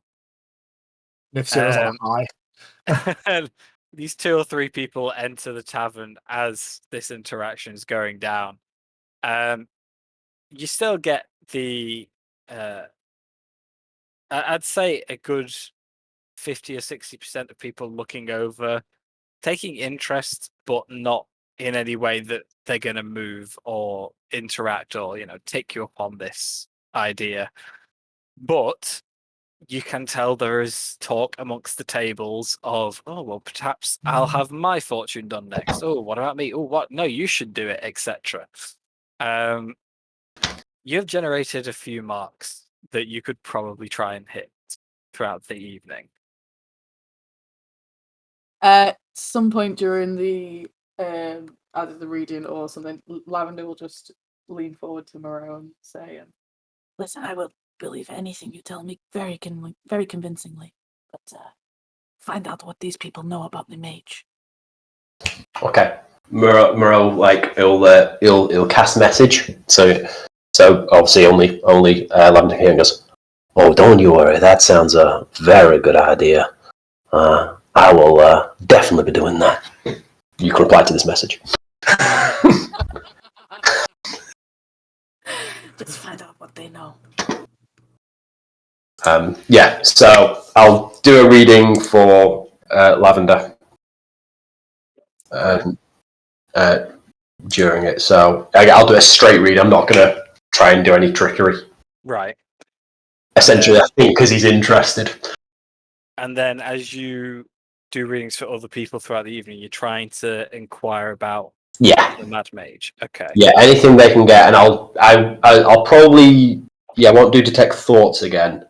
But on this one, because I don't want to burn all the spells. But maybe if I'm getting a hint from someone, I'll make it part. Say the spirits are talking to me or whatever. He'll do his usual kind of spiritualist stuff, and maybe cast detect thoughts as part of that, see what he can get.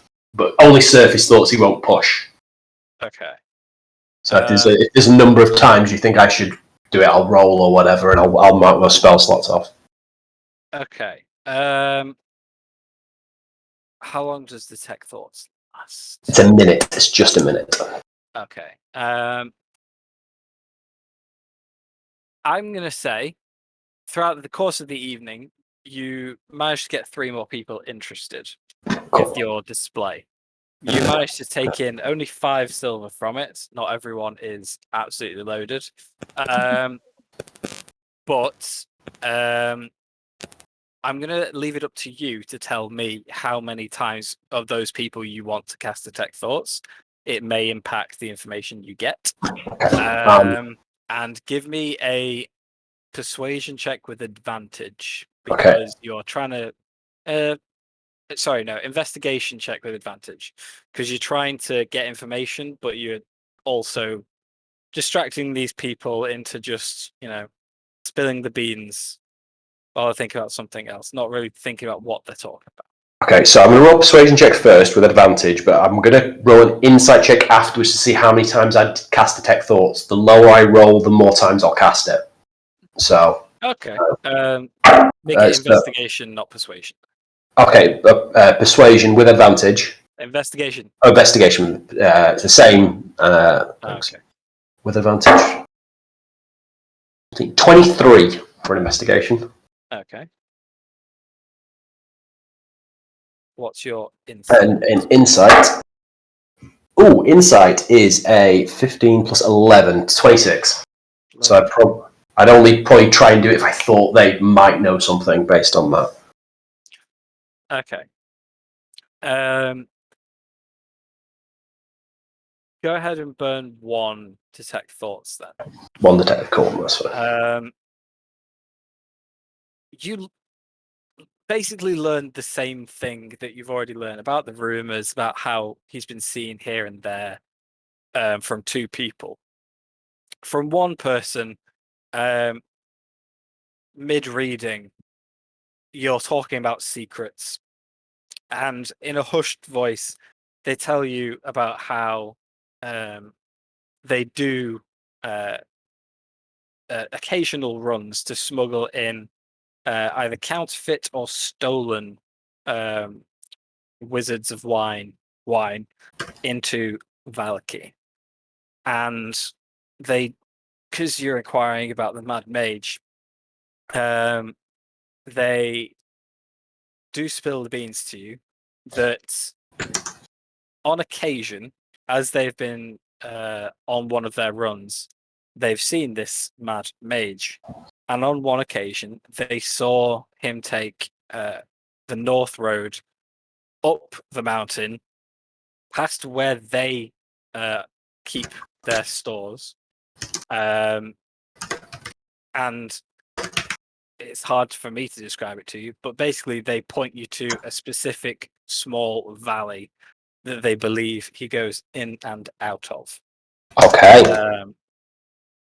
With the detect thoughts, that does aid you because you can tell this person's not trying to deceive you. They're giving you this information to prove to you that they're telling the truth, that they are a master smuggler at bringing this stuff into Valaki. Though you can tell with their actual demeanor, they're probably not. There's just not a lot of people that would notice or care. But that is the information you get from that.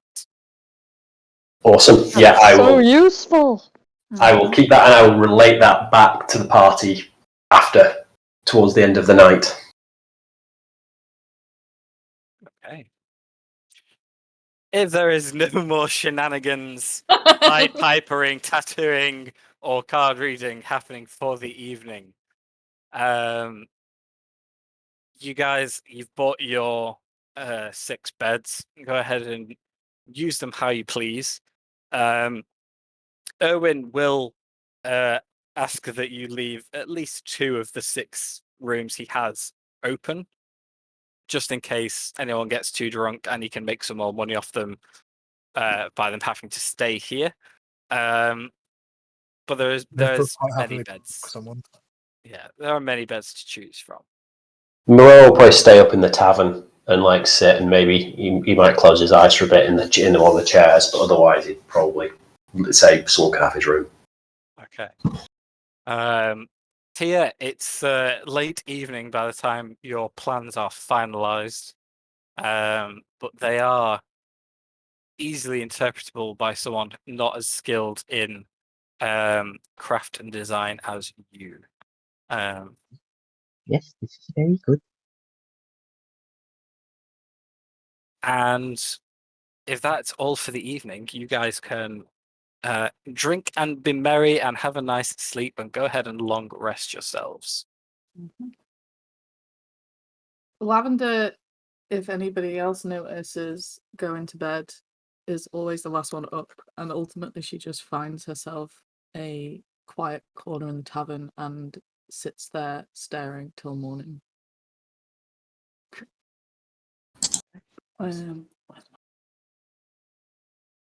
That's So- disturbing. You get a few funny looks from the late patrons in the tavern, but you do all have a undisturbed evening, a very restful one. Thog, it is a more restful sleep than you have ever experienced in Barovia. That tinge of being on edge that your former party had all the time doesn't feel like it's present at the minute. There is no danger lingering in the air. Nothing that wakes you up in the night, bump or scrape or anything. Nice. So up in the morning, you find the tavern emptied out besides a few lingering patrons who appear to have stayed up all evening. Two of the three of them asleep in their chairs. But what would you like to do?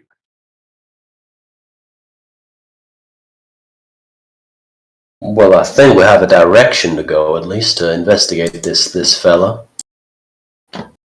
Do we need a guide still, or collect some supplies? I mean, as long as we have some supplies, we have the direction to go. If we go too far, we can come back. And if you found out the specific valley, even if we don't need a guide, if we just have somebody kind of who's been there before, I don't know whether that guy explained to you how to get to there, but if that would help us. He did explain the road he normally takes up there, and the valley is off that road. Between me and Thog, would we be able to work that out? Yeah. Yeah. Definitely. Sick. I will also mention, I think Tia inquired before you came to Barovia. You were given 2 weeks supplies, I think it was, by Vigil. Oh, so we've got plenty. Sick. Cool. Yeah. Sick. Well, I vote we have a hearty breakfast, get ready for the hike, and go for it. I'm right. Okay. Moreau, you Yeah. mentioned you've been to Barovia before, right? Oh, yeah, on several occasions. Is it, because I've heard the tales, obviously, from Thog about how it, kind of messed with the people's minds, kind of. I'm just wondering, I keep getting the weirdest sense of deja vu here. You know, I don't know if I've seen that many inns, if they all seem the same, but this place, it feels like I can't put my finger on it, but it feels strangely familiar. She looks over at the bartender and she's like, Hey, is this a chain? No, it's all wood. No, it doesn't matter. I just wondered if, is this a place that people visit in their dreams, something like that? What made you say it seems familiar? Hmm. I mean, not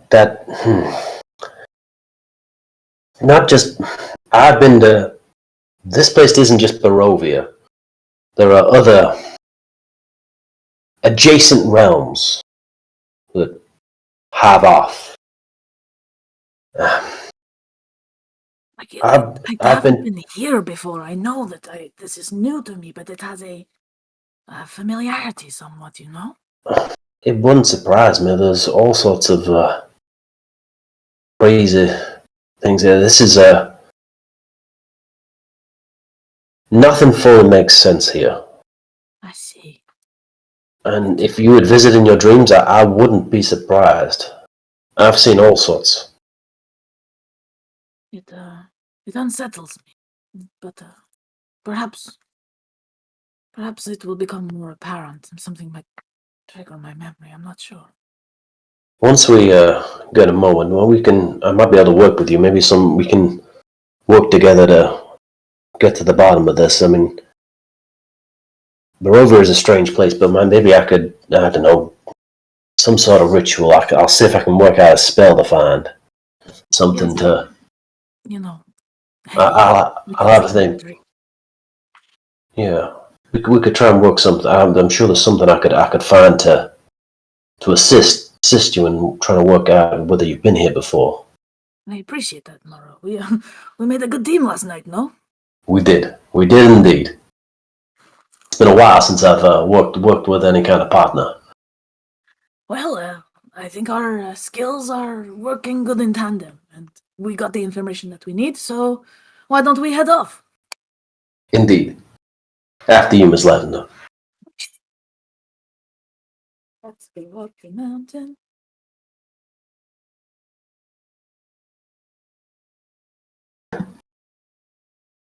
Which way they headed? North.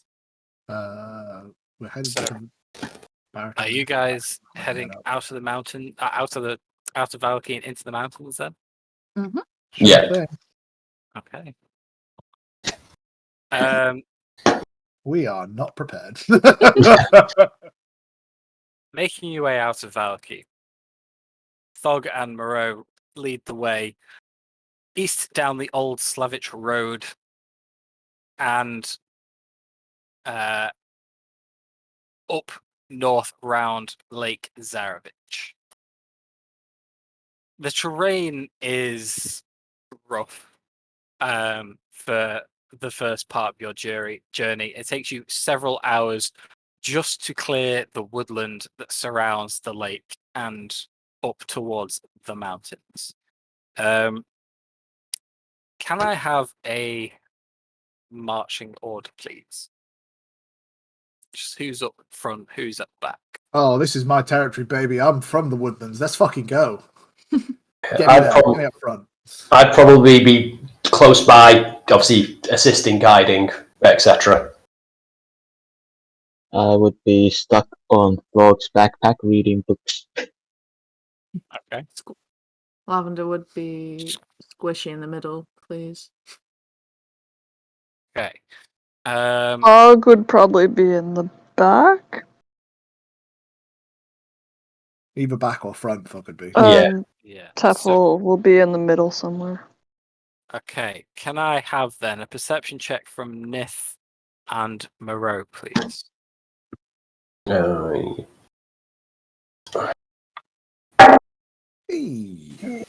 13. 17. Okay. And I have a minus to my thing. As you're making your way up the mountain, well, it's not so much a mountain at this point. It's more of the terrain getting steeper, hillier, more rugged and rocky. The temperature begins to drop. The surroundings you find yourself in are much more, not just cold in terms of temperature, but eerie, quiet. From what Thog's told you all before, from your experiences before, Moreau, you're kind of on edge as you travel through the woodlands. Even when you hit a dirt path in a clearing, the woods around you still give you the sense of dread as mist and fog drifts here and there. And you're always expecting something to be around the next bend, something to jump out at you. And there's just nothing. As you are about an hour and a half into your journey, still following the road told to you last night by one of the villagers, Moreau, you hit a bend in the road. Clearing of trees off to your right means you can see a large slope down into the valley below. It's a reasonably good view of Barovia from here, at least the east of Barovia. And carried on a very gentle but cold wind, you just hear the howling of wolves, hounds. You just see Moreau face fall. We need to run. We need to run right now. What are And you he's. doing? What? Moreau's running away from the hounds. What the rest are you doing? Nithsura will draw sword and follow after. I'm not going to get cut short to fight. Okay. Away from the hounds, basically still following the road up the hill, Moreau and Nasira take off. The rest of you following? Just because there's wolves around doesn't mean they're coming for us. Moreau is he's almost sweating. Like, I've not had good experiences with wolves or hounds. Here in Barovia, or Anywhere. What is the time of day at the moment? Can we start off at, like 4 or 5. Yeah, you're probably around like 7:30 in the morning. And we've walked through the night. No, we No, you just got No. up early and you've been walking for about an hour and a half. Yeah, got it. Well, aren't they out during the night usually? If we're traveling through the day, we should be able to avoid them, no? Can I make a check, Matt, to see if I can We're not- identify we're whether running this is away from like... you. You're all just standing around right now. Oh, okay. Yeah, can I make a check? Because I'm like... Can I see if I can notice if it's hounds or wolves, or if I recognise specifically like the type of howl? Yeah, go ahead. Give me a perception check. Dirty 20? You've definitely heard this before. This is very familiar. Oh, fuck. I'm just scream out, "Where are you, you bastard?" And you'll see Moreau's cane is in his hand, and he pulls the cane, and the cane turns into, the cane like pulls out, and there's like a rapier on the end of it. God. Nitsira dual wield, like double grips her fucking sword now, and she's like, Moreau? And she You need will to like ru- slide stop, like. We need to get away from me. You need to get away from me right now. Right now. I'm I want you to be Wait a safe. minute, Run off wait into a the forest minute. by yourself. He's like having a full-on panic attack. I adopt battle stance, Matt, but I'm not shifting. But I'm doing it so I don't know which direction the enemy is coming from, so I'm trying to sit and wait, and I will react to whatever side I need to go to. Okay. Yeah, you'll just see him go, and Moreau go, "He's coming." Who? Who's coming? The Master of Hounds. The who? The Master of Hounds. Doctor Who? Who's this? Are they getting closer? Do I know the name, Matt? Do I recognise the name? You do not. Give me another perception check, Moreau. 13. Okay. Tia. You're a bit confused by the situation. You your head's on a swivel. You've heard the howl, but Moreau's reaction is something else. You look down the slope, up the slope, into the woodland behind you. On one of your head twizzles, you swear you see somewhere in the mists down the mountain a humanoid figure just peering out of the fog. Just the silhouette. And with a subtle breeze, the fog gets slightly denser and then disperses slightly, and the figure's gone. Moreau, you hear the howls again, but it seems slightly further away this time. I think I saw something. I'm not quite sure. What did he look like? A humanoid figure, but not much else could be told. Did you see his eyes? Yes, his guys. From the glimpse you got, you did not. No, it was too foggy.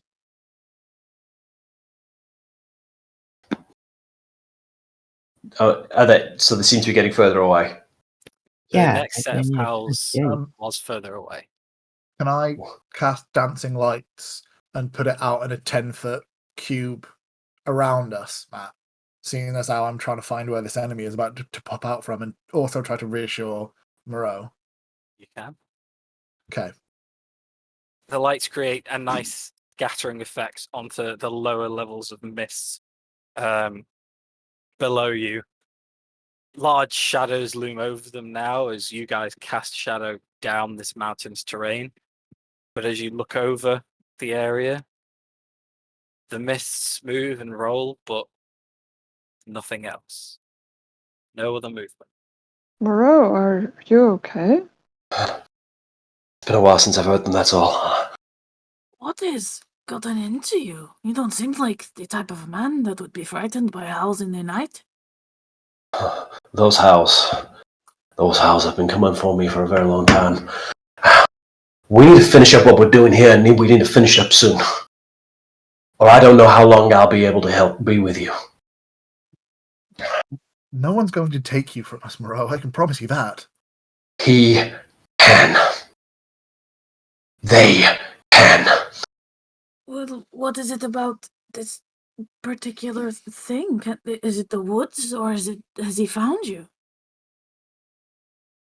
You know how I said that I can't really. I've been wandering for a while, and I was wandering for a very long while. Uh-huh. Well, he's the reason I was wandering. Every time I got close to escaping this fucking place, he'd come fucking after me and mess up whatever way I had out of here. Why is he after you?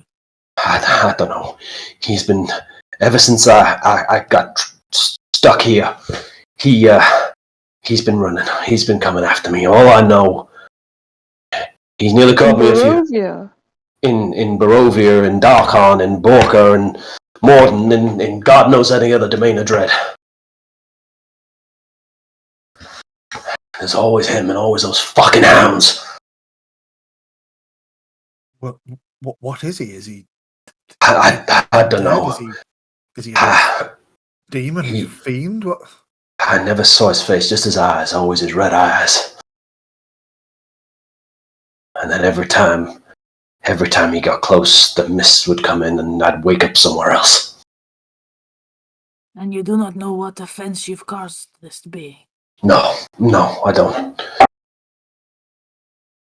Some kind of curse, maybe? Matt?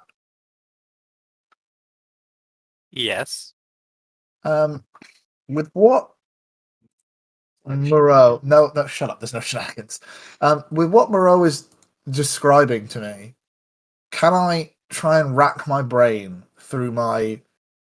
Because this thing sounds divine-like in its ability to move things around. Either that be good or bad.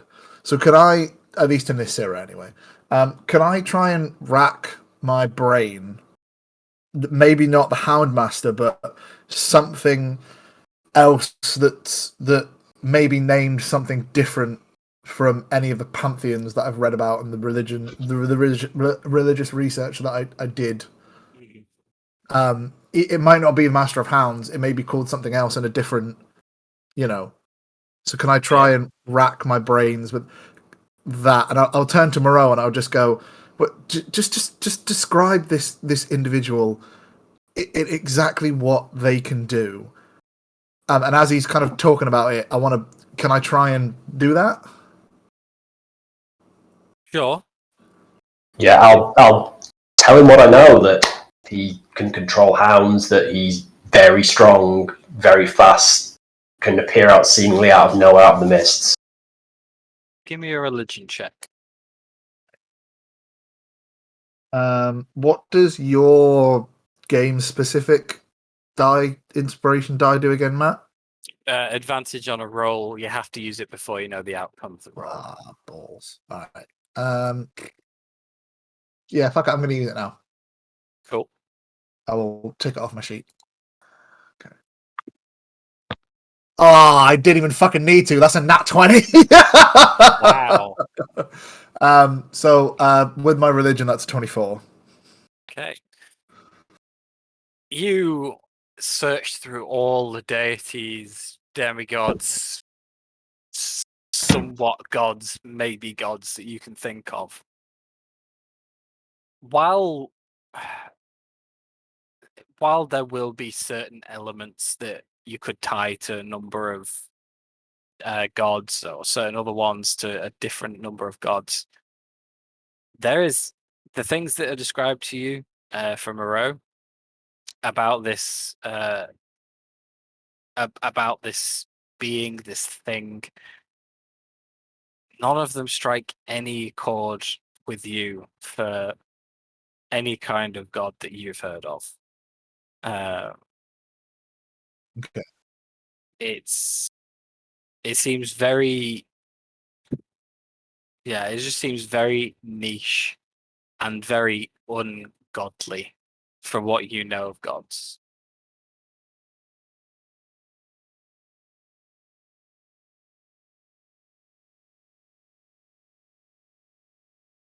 Well, from what you've described, to the best of my knowledge, not even any of the trickster gods or demigods or would-be gods match a chord with anything of that. I don't think it's divine in nature, be it good or bad. Is it? Could it be? Moreau, have you done dealings with fey creatures? Oh no, that's not the sort of thing I've ever done. I think. Sure. I'm very sure who that is, and Do I believe him, Matt? Lavender's ahead. ears also prick up at Faye. Yeah, go ahead and make an insight check. do you want me to do persuasion or deception? Yep. 18. Well, I got a 9. Yeah, he seems to be. Never seemed to have. Seems to be being very honest, and there's no obvious sign that he's genuinely going. No. Well, how did you become accustomed with this character's name if you've never seen him? Have you spoken to this individual? I've never spoken to him. I mean, but it's what I call him. He just hounds in the night, and he's usually wearing a dark cloak, a hunting cloak, and yeah, it's just what I sort of called him.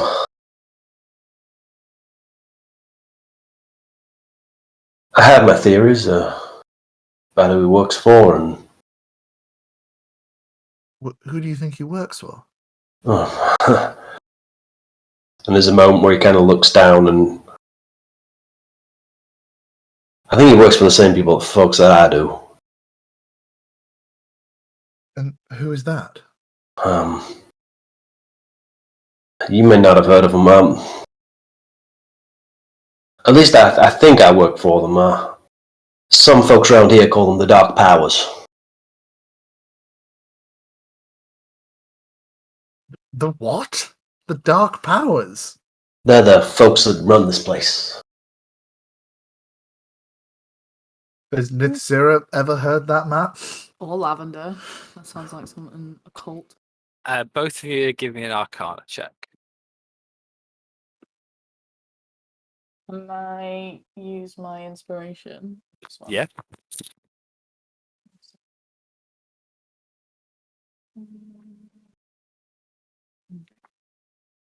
Oh. Yeah, your inspiration is a reroll. Oh, is it a reroll? Yeah. Okay.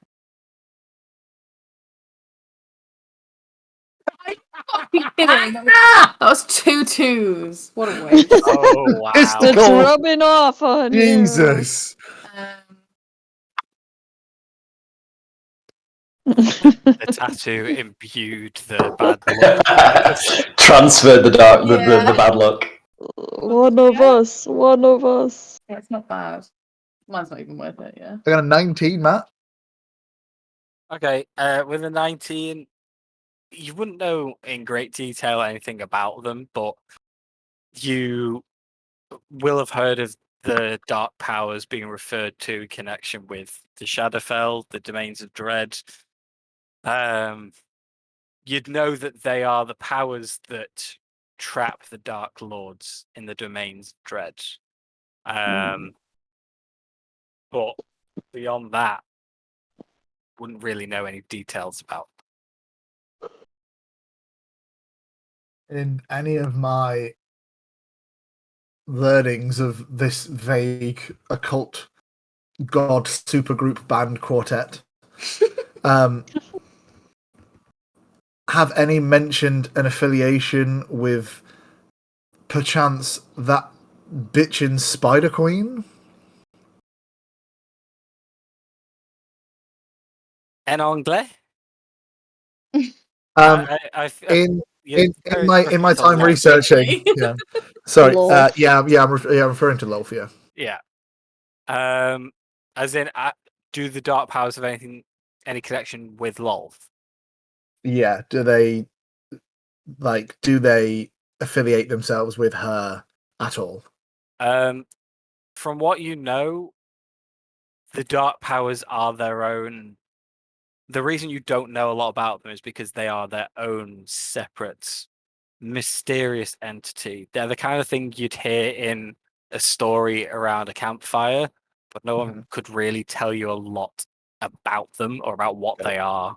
Yeah. So connections to a god, not that you're aware of. Sweet. Thank you. So, I haven't. I think I've read one or two things about them. Don't they? They trap the lords of what are they? The lords of this place, the lords of Dread, inside the domains of Dread themselves to stop them from getting out. Right? Essentially, that is what most of us who travel between these realms theorize. No one has ever met them, and even I've never met them. Oh no. Uh, Nithsira's not very intelligent. they While you're talking, Nithsira takes a step back from you and kind of angles the sword a little bit more in a slightly more offensive stance towards you. Okay. While you're talking. So Moreau's just gonna look at you and go, no, Are you a Lord of Dread? no, oh God, Do I no. believe him, Matthew? Sure, go persuasion, deception, You- insight again. This Sira has gone.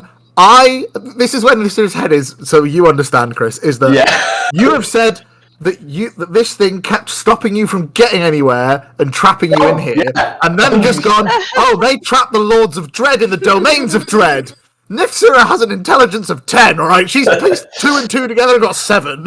Yeah, 18 for persuasion. Oh, that was so close! I fucking rolled right at the last minute. It's an 8. No, it's not. It's a 7. Oh, sorry. So I'm very much believing that you are indeed a Lord of Dread that deserves to be stuck here.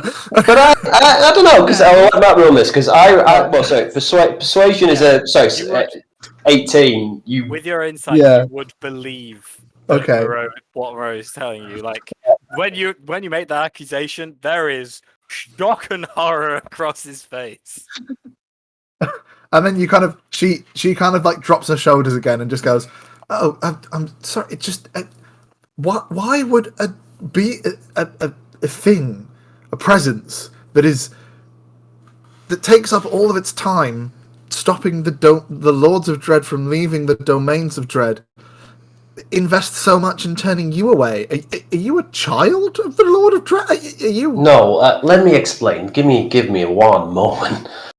So many years ago, nearly 10 years ago now, I was a mere physician. I was looking to aid folks, and there was a great dying where I came from. And as I was investigating, I was set upon by thieves and criminals. And when I came to, I woke up here. Well, not here specifically, but in another one of the many domains. And slowly, as I worked things out and where I was, and things became clearer, the mists used to come down sometimes with the Master of Hounds, sometimes just around me generally. And I'd always end up where I needed to be, rather than where I wanted to be. And sometimes that was aiding adventurers that came through here. Sometimes it was just where I needed to be for a specific moment. And then one day it opened up and I stepped out the mists and I was in Baldur's Gate. And then I kept on coming into contact with this Lalalia creature or people of her faith, and the more I tried to run, the more I kept and ended up back where I needed to be, just this time on the prime material. From what I've been able to work out through my investigations, I don't get a full, exactly brief from them, but when your friend Tharg and her friend Limvala did something here and killed Strahd and replaced her with Limvala or Lalalia or whoever fucking's running this place, it upset something. And the Dark Powers are very angry. Because if Strahd is not here, one of their prisoners has escaped. Oh, shit. So they theorize that perhaps they've sent me to help set things right. But didn't Thog say that they killed Strahd? A lot of folks have killed Strahd over the years, and he keeps coming back. That's part of his punishment. Dark Lords, they're doomed to repeat the same mistakes over and over and over again. New adventurers come and eventually kill them. Well, or they kill some of them themselves. It's a vicious cycle.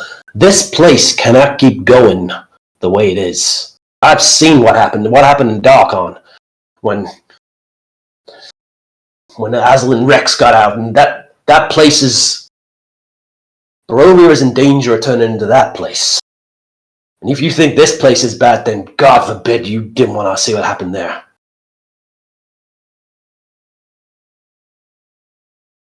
Nithzira's gonna just throw the sword away.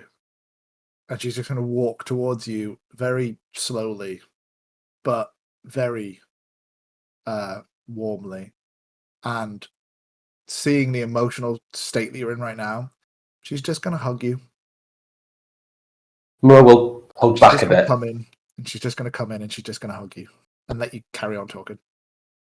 So, yeah, that's kind of why I'm here. I'm guided by spirits, all right, but I don't fully know who they are.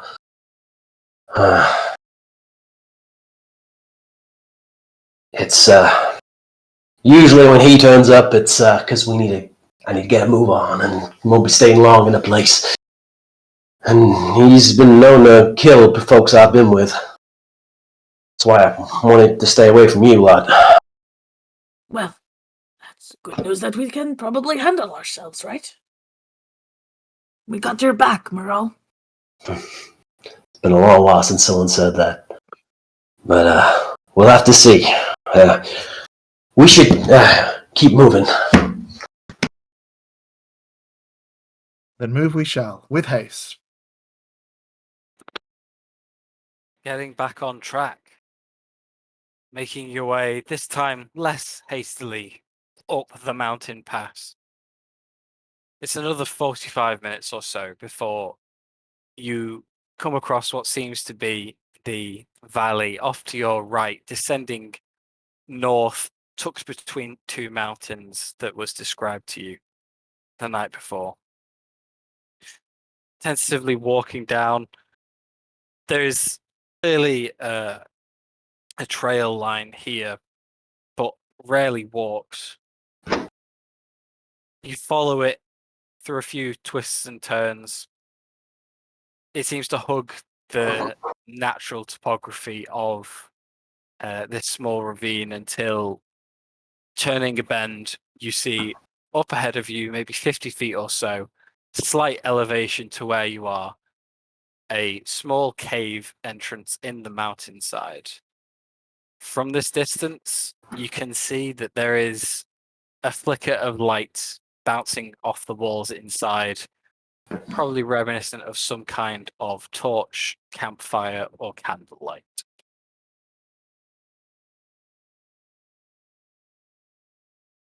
We should maybe slow our pace.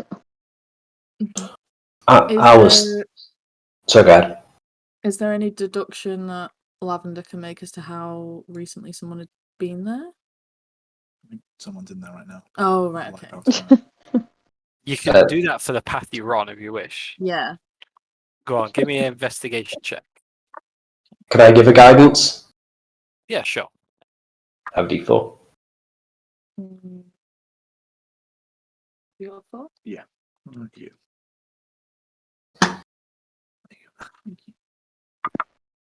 Oh, 10. Do you not get anything for your investigation? Oh, yeah, investigation, of course. Oh, okay, that's 15.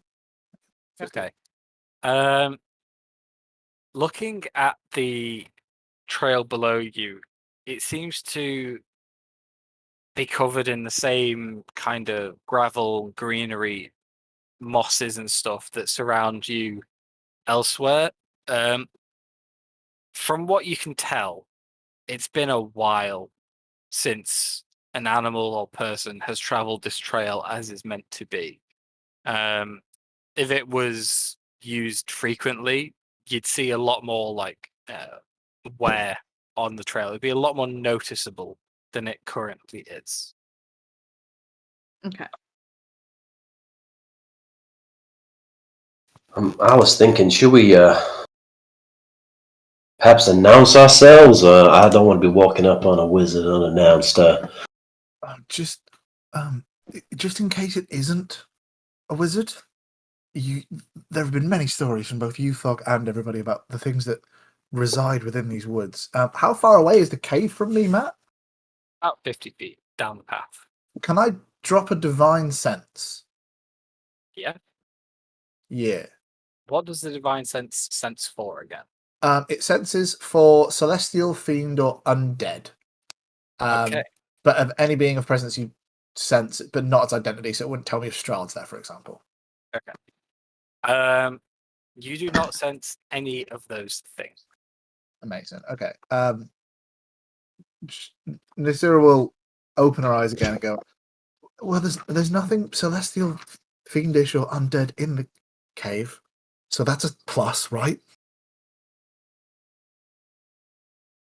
So I think that we go with Moreau's plan and announce ourselves. Maybe, Moreau, if you brought the other gentleman, maybe, if this particular individual isn't fond of Barovians. Well, wait a moment. If this guy is a friend of Malcor, no? Yeah, but we don't have Malcor with us. But you do. And she disguises herself into him. Nisira puts her hands. Malcor. Okay, cool. Nisira puts her hands on both sides of your face and goes, "I could kiss you. This is amazing." Please save it for later.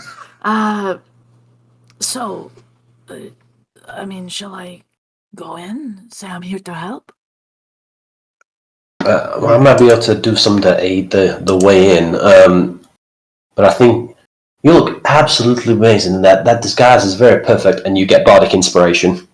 Nice. And Moreau's going to point a finger toward the cave entrance, and he's going to whisper, we're here with your friend Malcor. We're going to come in. We're here to help. We've been sent by the Blackstaff and the Lariel Silverhand. So it's cast message Okay. towards that creature. Towards the cave. Yeah, towards the cave.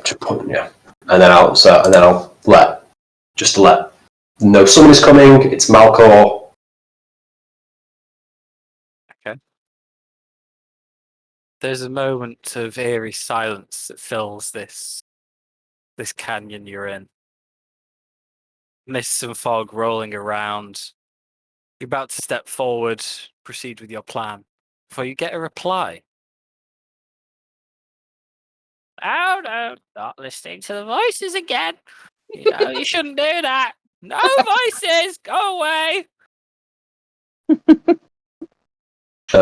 I think he is actually mad, but be careful, Ms. Lavender. That's all right. I have dealt with plenty of, kooks in my time. She's gonna gingerly head her way in. What are the rest of you doing as... I will go with them. Yeah, I'll walk a bit behind. Keep Same. an eye. I Okay. don't remember what Malcolm sounded like then. Making your way. Yeah, go on, sorry.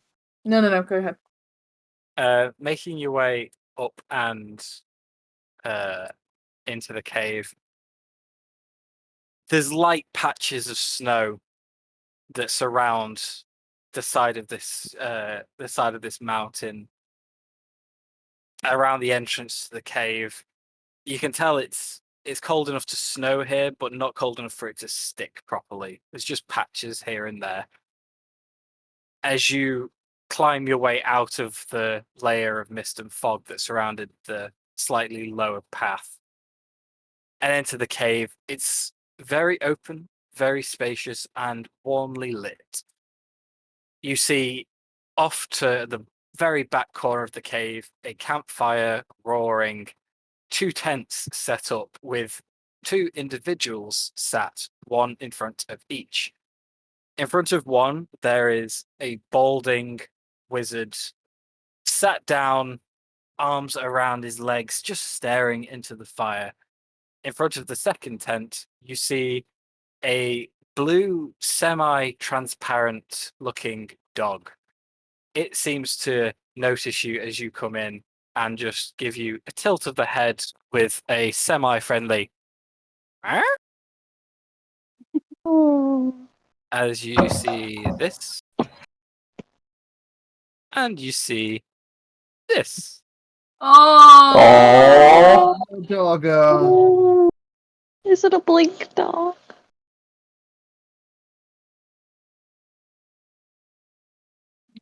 As you step through the entrance to the cave, with the image of Malcor, the individual sat down in front of the tent, notices the dog, looks over towards you. Ah! Say things again. She said that would happen. Woof woof. Got to listen. Got to remember. friend, Mordecai? It is me. I have come to save you. Where have you been? Save me. I don't need saving. She already did. She saved us all. She saved us all. What do you mean? Who saved you?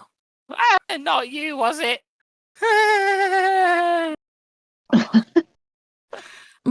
Mordecai, do you know how long you've been out here? We've been worried about you. What is time but the illusion of mortals? Frail that we are. Lavender's gonna sort of whisper under her breath, and she's like, I don't know how we're gonna get this guy to come with us, but if you have any ideas, let me know.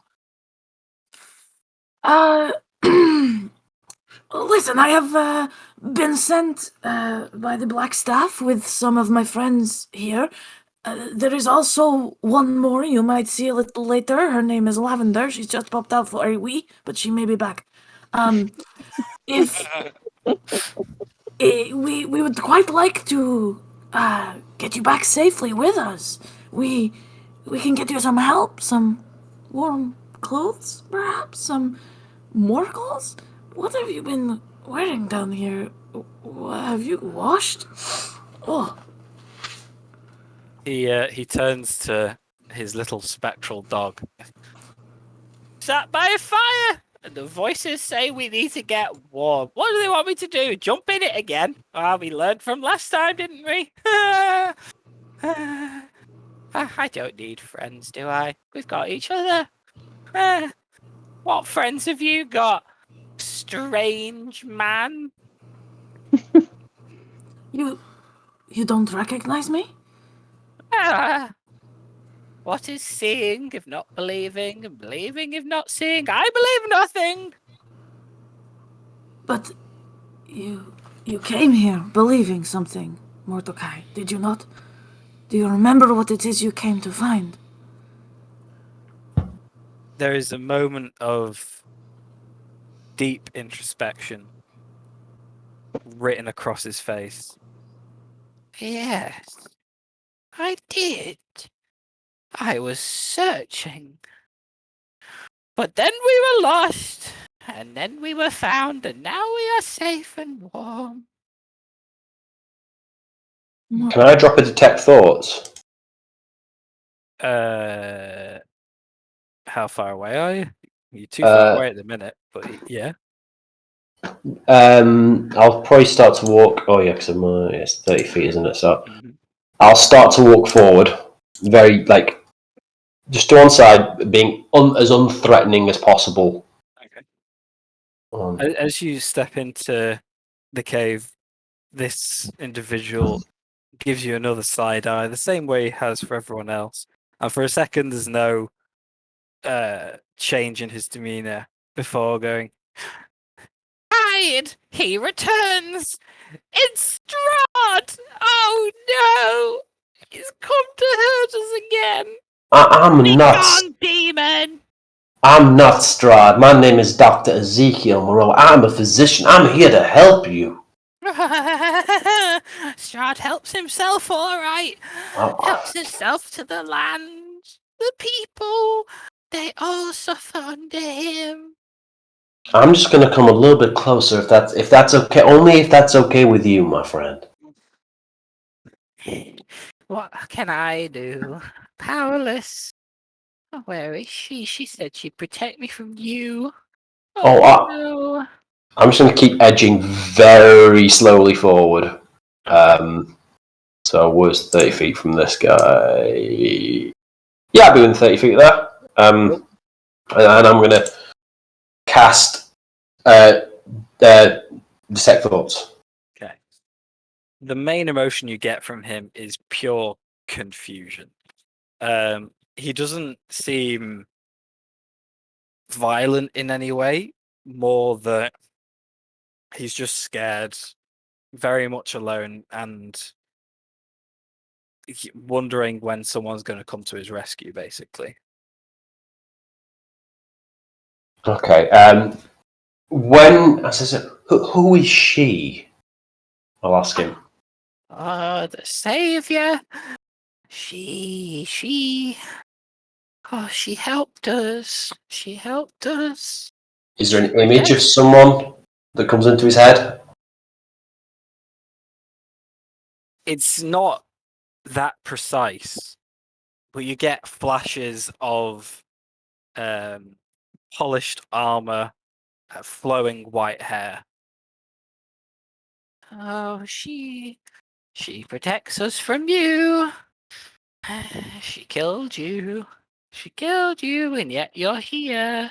I think I know who you're talking about. She kills Strahd. As I say, my name is Dr. Ezekiel Moreau. Lies.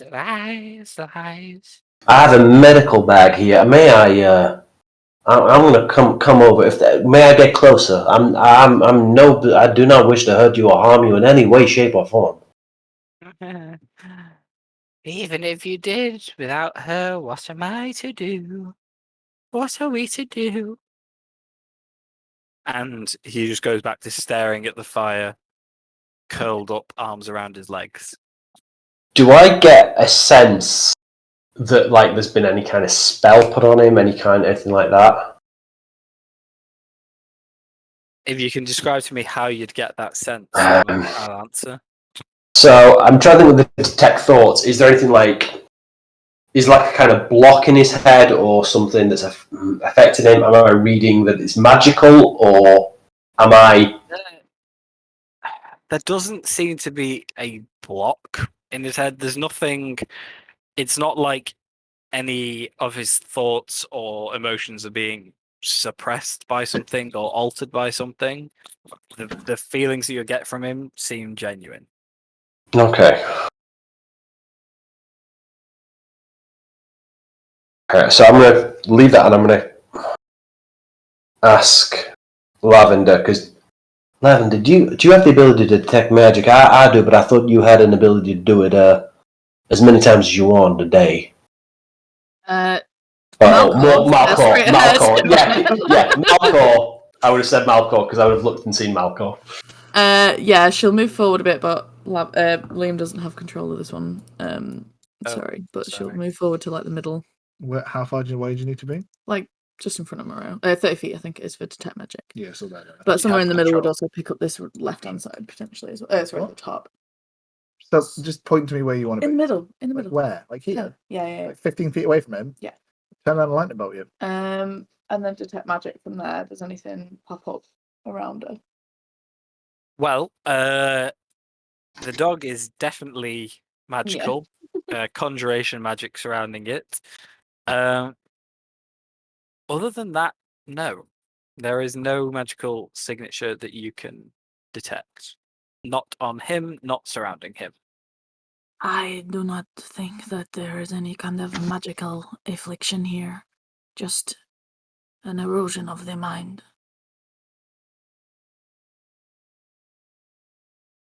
That is unfortunate. I was hoping maybe we could use a spell to fix this. Nith Sirrah, speaking of spells, will suddenly click with what you two are talking and go, "Brrr, oh, it's so cold, so chilly out there. I really hope you don't mind, new friend, but would you be agreeable to let me warm myself by your fire?" If you're running from straw too, the fire won't protect you for long, but you can do as you will. We're all victims to time. And who is this lovely little chap here? What's his name there? And I'm going to try and get Mordenkainen's attention towards the dog to explain the dog to me. This is my faithful hound. I made him with faithful hound. I know he's a faithful hound, but I don't remember his name.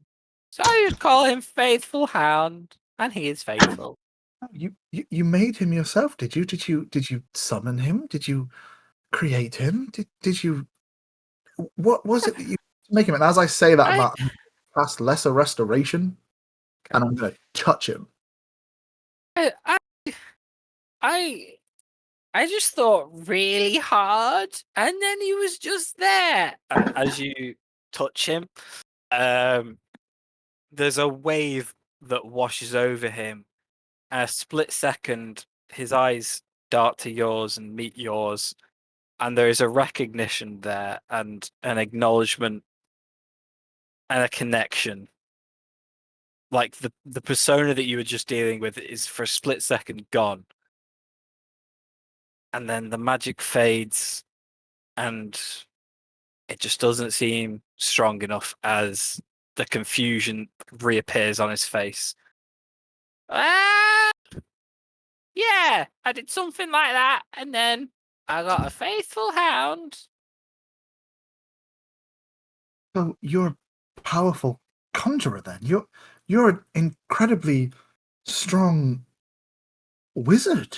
You must be to create such an important and astounding creation such as this. Goodest of boys. Not only that, I made that out of sticks. And he points to the fire. Not only conjuration, but also earth magic as well. Yeah. You must be the strongest of the strong. I am the strongest in this cave. Well, it depends if you're actually here or not, but assuming you're not, I am the strongest in this cave. Mordecai, you once were a very powerful wizard. Do you not remember that? I don't know who you're talking about, but they seem to have a very long name. Looking around the cave, would Lavender notice?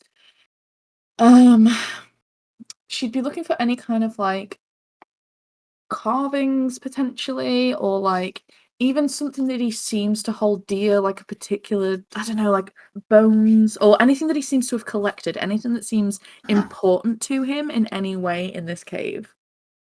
Give me an investigation check. Okay. Can I assist with that? Yeah, go for it. I'll roll as well.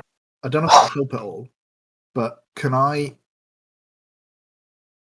grab hold my holy symbol of Illustrae and channel divinity freedom of will.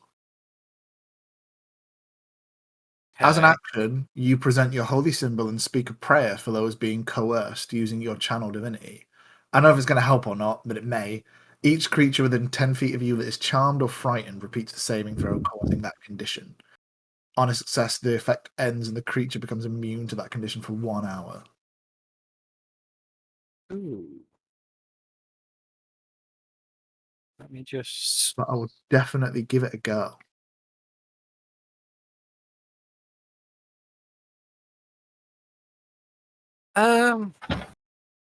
Just the way it's worded there, being coerced. The way it's worded, Yeah.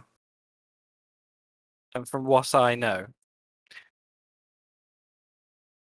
Investigation checks first, please.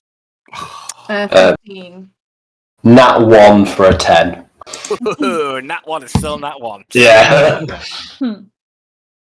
Looking around the cave discreetly, he doesn't seem to have a lot of belongings in or around his tent.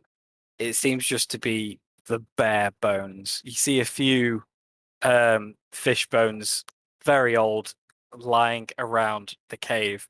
But closer to him, you do see a small stack of dirty plates with remnants of what seems to be like potato and maybe some kind of sauce left over. Definitely like a more elaborate meal than the fishing in a lake that you've been told of. Mm. Looking around to the north of the cave, there's another second smaller alcove that you can see in the dirt appears to have been a symbol drawn in the ground.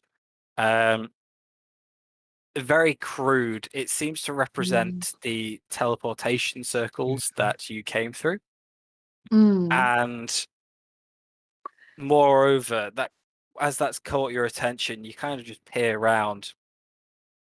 The inside of that small area, there's a few messages chiseled into the wall. Ones that are kind of faded at this point or overgrown with moss. A few of them refer to Strahd, Strahd the Destroyer, Strahd the Evil, Strahd the Cruel. But there is a fresher one over all of it, which reads Limvala the Savior, Limvala the Feeder.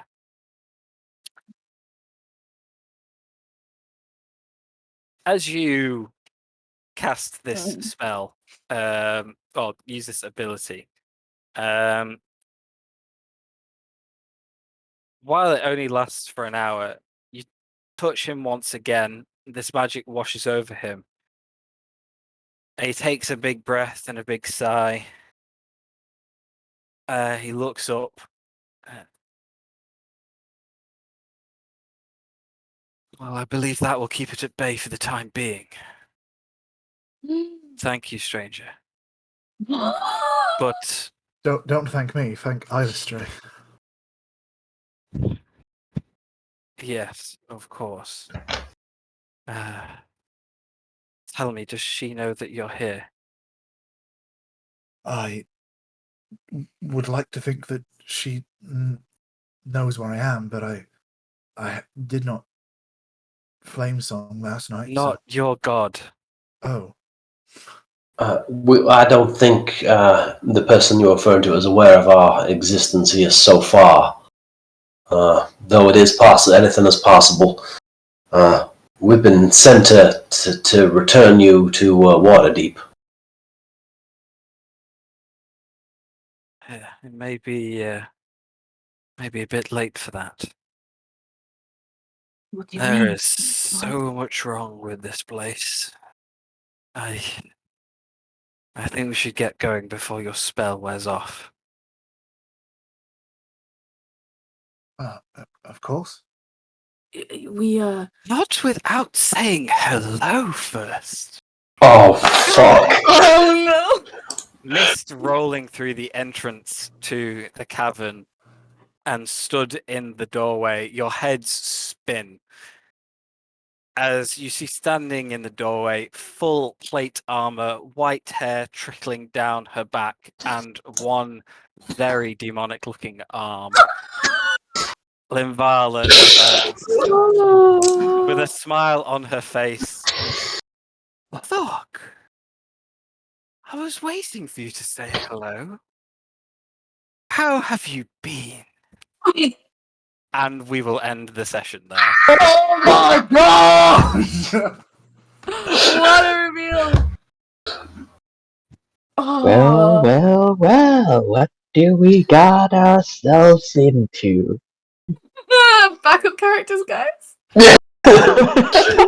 I think, particularly given that Thog, as category said, she will not take action against Lavala. Mm-hmm. Gonna have to be diplomatic. Gonna have to do talky. That's- Otherwise, I'm that- gonna die in a cave in Barovia. Look, can I just apologise in advance for the slaughter that's going to happen next week? I apologise for what I created.